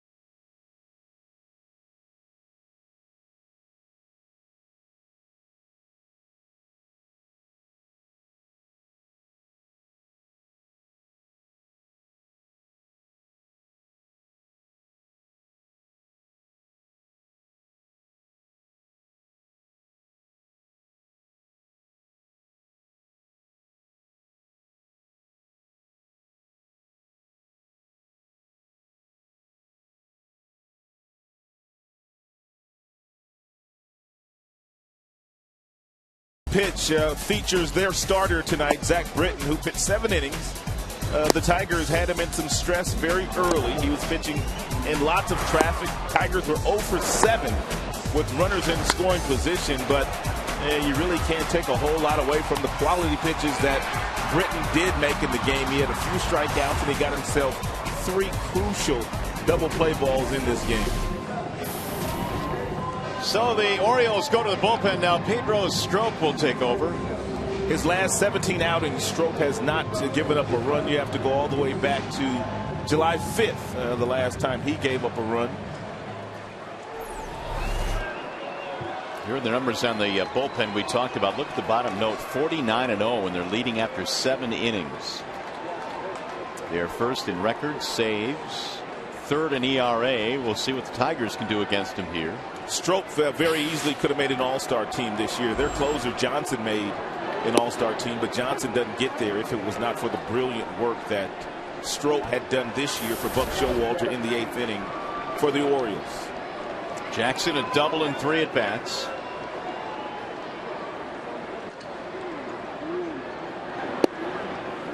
And it's in there for a strike. 0-2. Strop is a former position player who was converted to the pitching mound back in 2006. Broke in with Texas.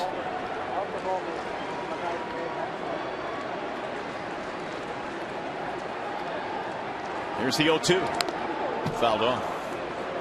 98 miles an hour from Strop. Sometimes we look at closers and give them all the credit. You see Fernando Rodney has an 0.81 ERA and Strop right behind him, but those 8th inning guys are equally as critical. It looks like Strop and Rodney both went to that same school, which teach you how to wear your cap. The tilted hat school.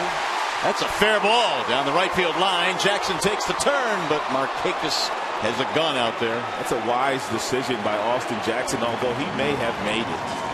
You are down by 3 runs. There is no need in trying to challenge the arm of Markakis. That is a fastball up, and it's in the mid to upper 90s, and Jackson a little late on it, but he hit it right past the diving Reynolds for a single.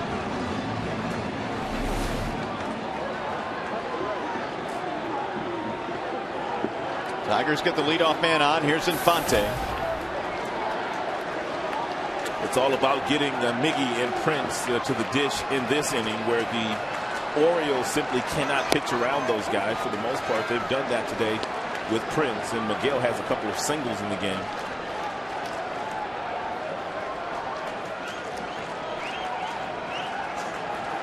And they are standing by. Cabrera waiting on deck. Here's the 0-1. Ooh, good pickup there by Wieters on a ball at 99 in the dirt. Sometimes it's better to be lucky than good, because there's no way Wieters gets in front of this 99-mile-per-hour fastball.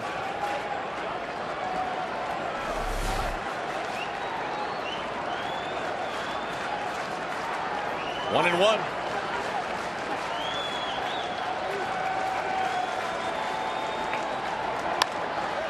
Roll toward third base. Machado on the charge. His throw is in time.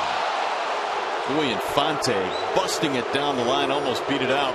Machado is a shortstop by trade, and the jury is still out as to whether he will be a big league everyday third baseman or an everyday shortstop. But one thing we do know about him, he's got plenty of arm strength in that tall, slender body. Nice pick, great call over there by Vic Carapazza. A short hot pick there by Reynolds. One out, put a runner at second.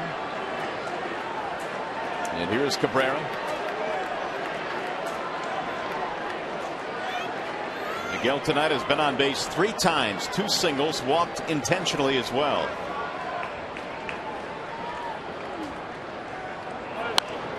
And he loops one back out of play. 0-1.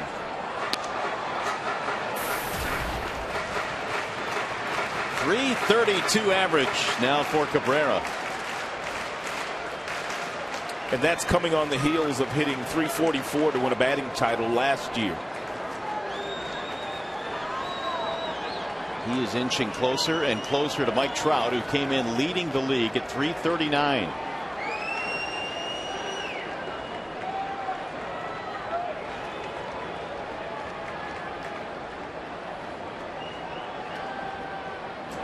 Oh, he hit him. Cabrera drilled by that pitch.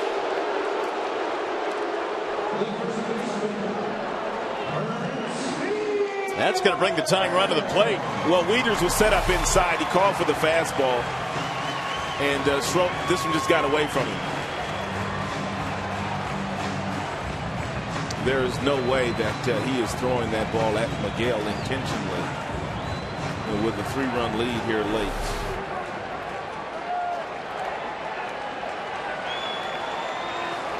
So some cracks now in the armor of the bullpen here that has been so dominant for the Orioles. Here is Fielder with 2 men on.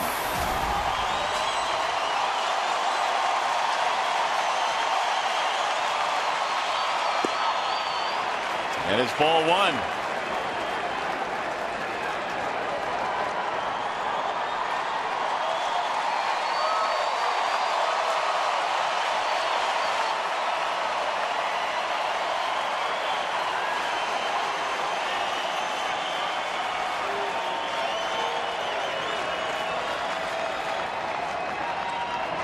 Swing and a miss. 1 ball, 1 strike.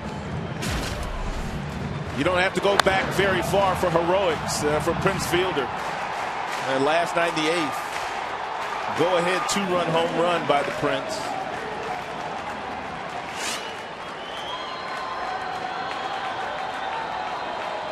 Long ball here would tie it up. He's late. And it goes back into the seats right above the Tiger dugout. 1 and 2. Tigers have 2 of the best when the game is on the line late in contest in Cabrera and Fielder. Both well over 300. Strop has thrown all fastballs to Miggy. And he's thrown all fastballs here to Prince. All at 98 miles an hour. Trying to overpower them. A swing and a miss. That's filthy. Prince goes down swinging. That is straight filthy. First strikeout for Strop, and it's a gargantuan one. I mean, back-to-back 98-mile-per-hour fastballs, and then he finishes them off with this slider at 85.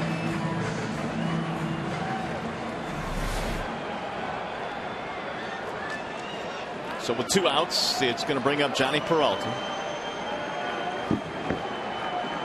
Been a tough night tonight for Johnny. Double play ball, fly out, strikeout. He has stranded quite a few tonight. See if he can make good here in the 8th. In there, strike 1 at 97.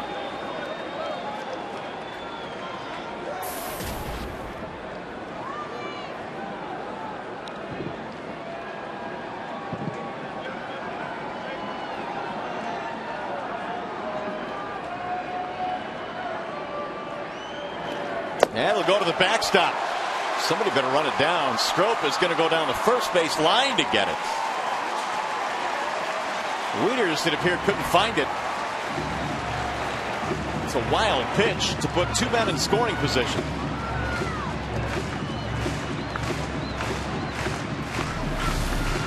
It's a good hustle by Strop. After the ball appears to hit that pole right behind home plate. And heads down toward the first base box. Ed Jackson was not entertaining the thought of trying to score on that wild pitch.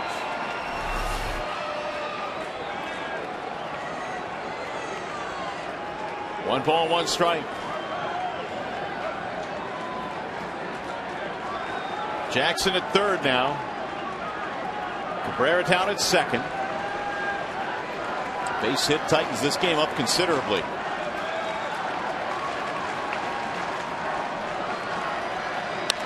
And there's a soft line drive, base hit right field. 1 run scores. Here comes Cabrera. They're going to try and score him, and he will. Peralta now caught in a rundown. And they will tag him out. No reason for Johnny to give himself up there. They weren't going to throw Cabrera out at home plate. 2 runs in, though, and it's a 3-2 ball game.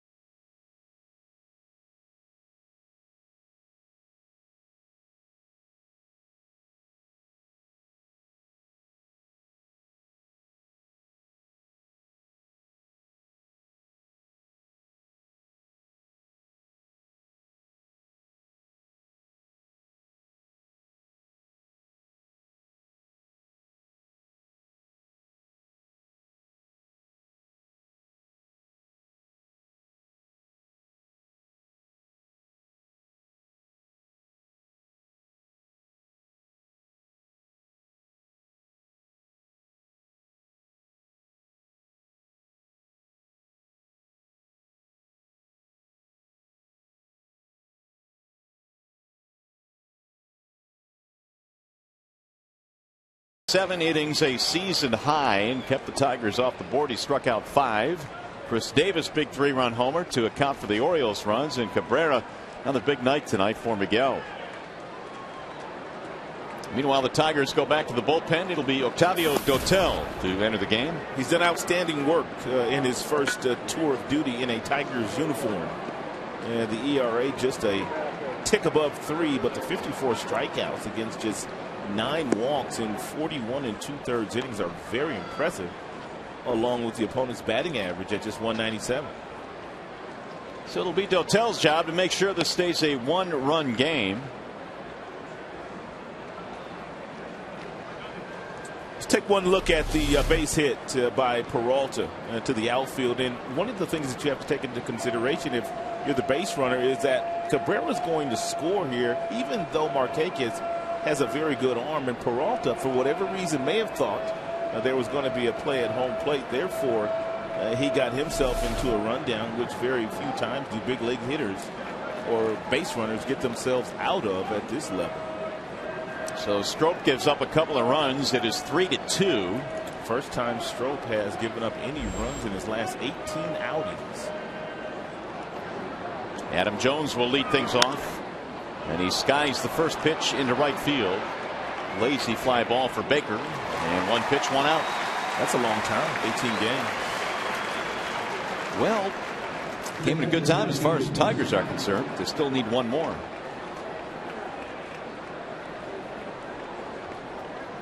One out. It's going to bring up Wieters. Wieters tonight has an infield hit. He then scored on the home run by Davis.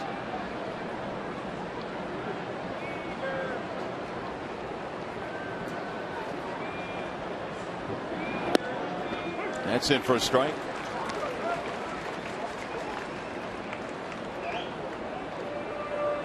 Tigers in the bottom of the 9th will have Young, Avila, Baker.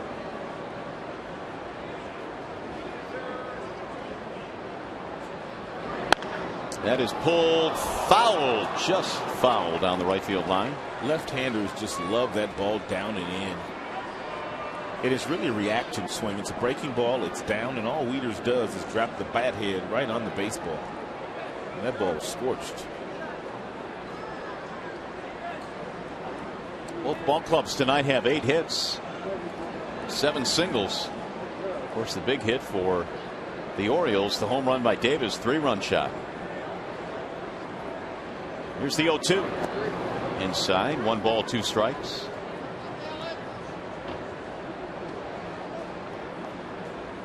Meanwhile, the Tigers are probably going to get a look at the closer, and that would be Jim Johnson warming up with his 35 saves. Well, it'd be nice to tack a loss on Baltimore in the 9th. They have not lost a game this year. 49-0 after leading for 7 innings. Checked it. Ooh, they say he went around.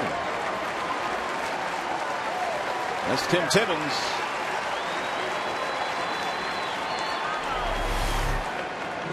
Did he go? Oh no. I didn't think he went before the replay, and Wieters disagreed with that call. Tim Timmons has been right in the middle of a lot of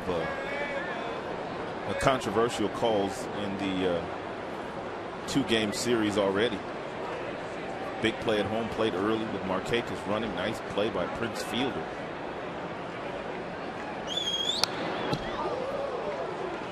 Davis, 2 out of 3 tonight. 3-run shot in the 7th remains the difference. And then it was pretty much Tim Timmons in last night's game after Peralta was called out at first base.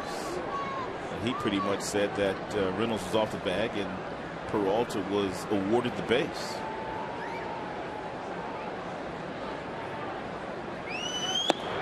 Swing and a miss. So it's 0-2.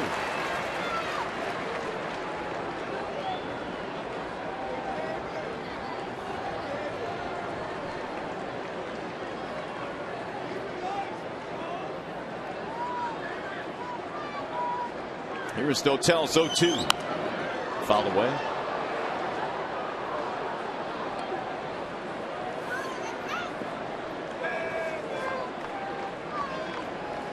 Tiger bullpen this year has an ERA of 3.77 overall.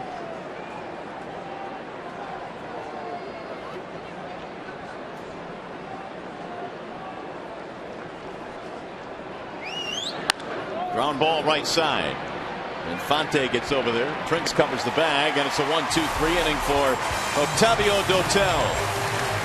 Let's go to the bottom of the ninth.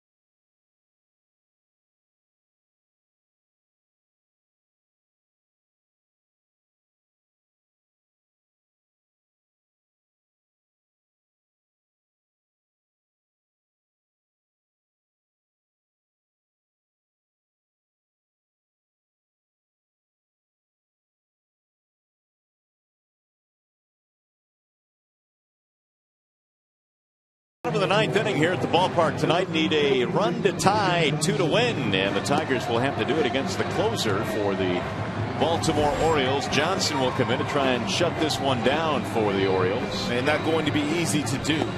Johnson has been one of your better closers in the majors this year and made an all-star team, as a matter of fact. So the right-hander has 3 outs to get. Young, Avila, Baker due up. Tigers still have Bosch on the bench.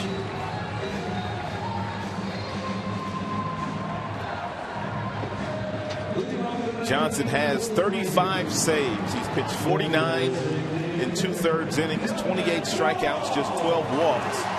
And so he does pitch to contact. He's not one of those closers that comes in and strikes out the side. 6'6", 240 out of Johnson City, New York. And here we go. Delman Young stands in and swings and misses.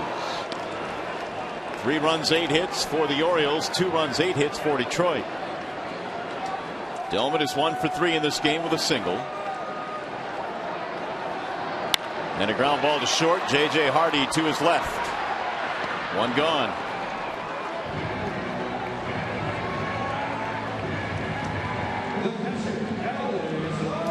Going to bring up Avila.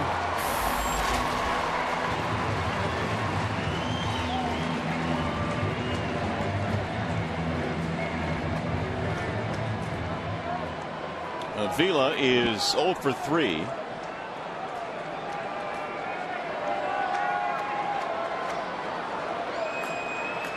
Bosch has picked up a bat in the dugout. That'll go foul, third base side. No balls, 1 strike. You would also expect that if Avila is able to reach, Quentin Berry will pinch run for him. Good call. There's Q. Putting the helmet on. Here's the 0-1.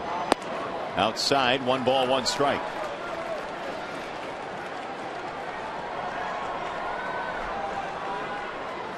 Three runs in the 7th inning for the Orioles, and 2 for the Tigers in the bottom of the 8th. Avila sends it in the air to center. Straight at Adam Jones, and there are 2 gone. So the Tigers down to the final out, and it's going to be Bosch hitting for Baker.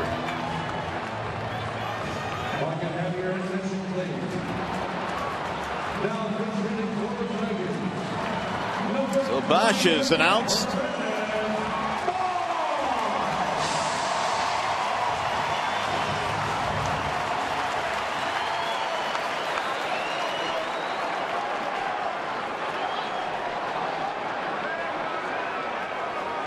Bosh was 0 for 2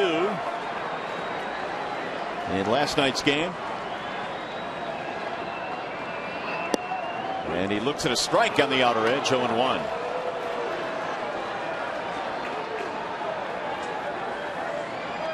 He is 1 for 4 career against Johnson.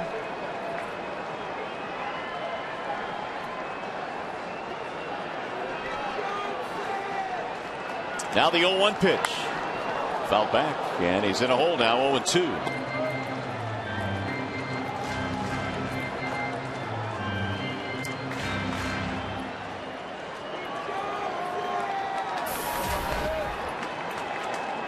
.248 batting average for Brennan. Baltimore Orioles are looking to win another one-run game, which would push their record to 23-6.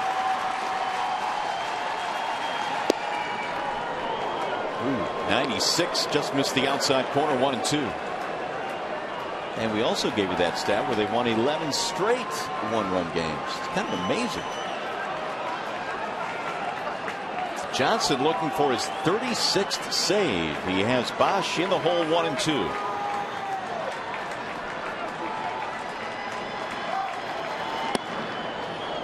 Inside, 2-2. Got another lefty on deck, Andy Dirks.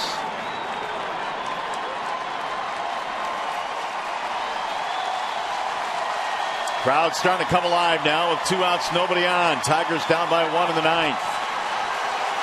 Here's the 2-2. Ground ball, second base. It should do it. Andino throws him out, and the Tigers go 1-2-3 in the 9th inning. Johnson gets his 36th save for the Orioles.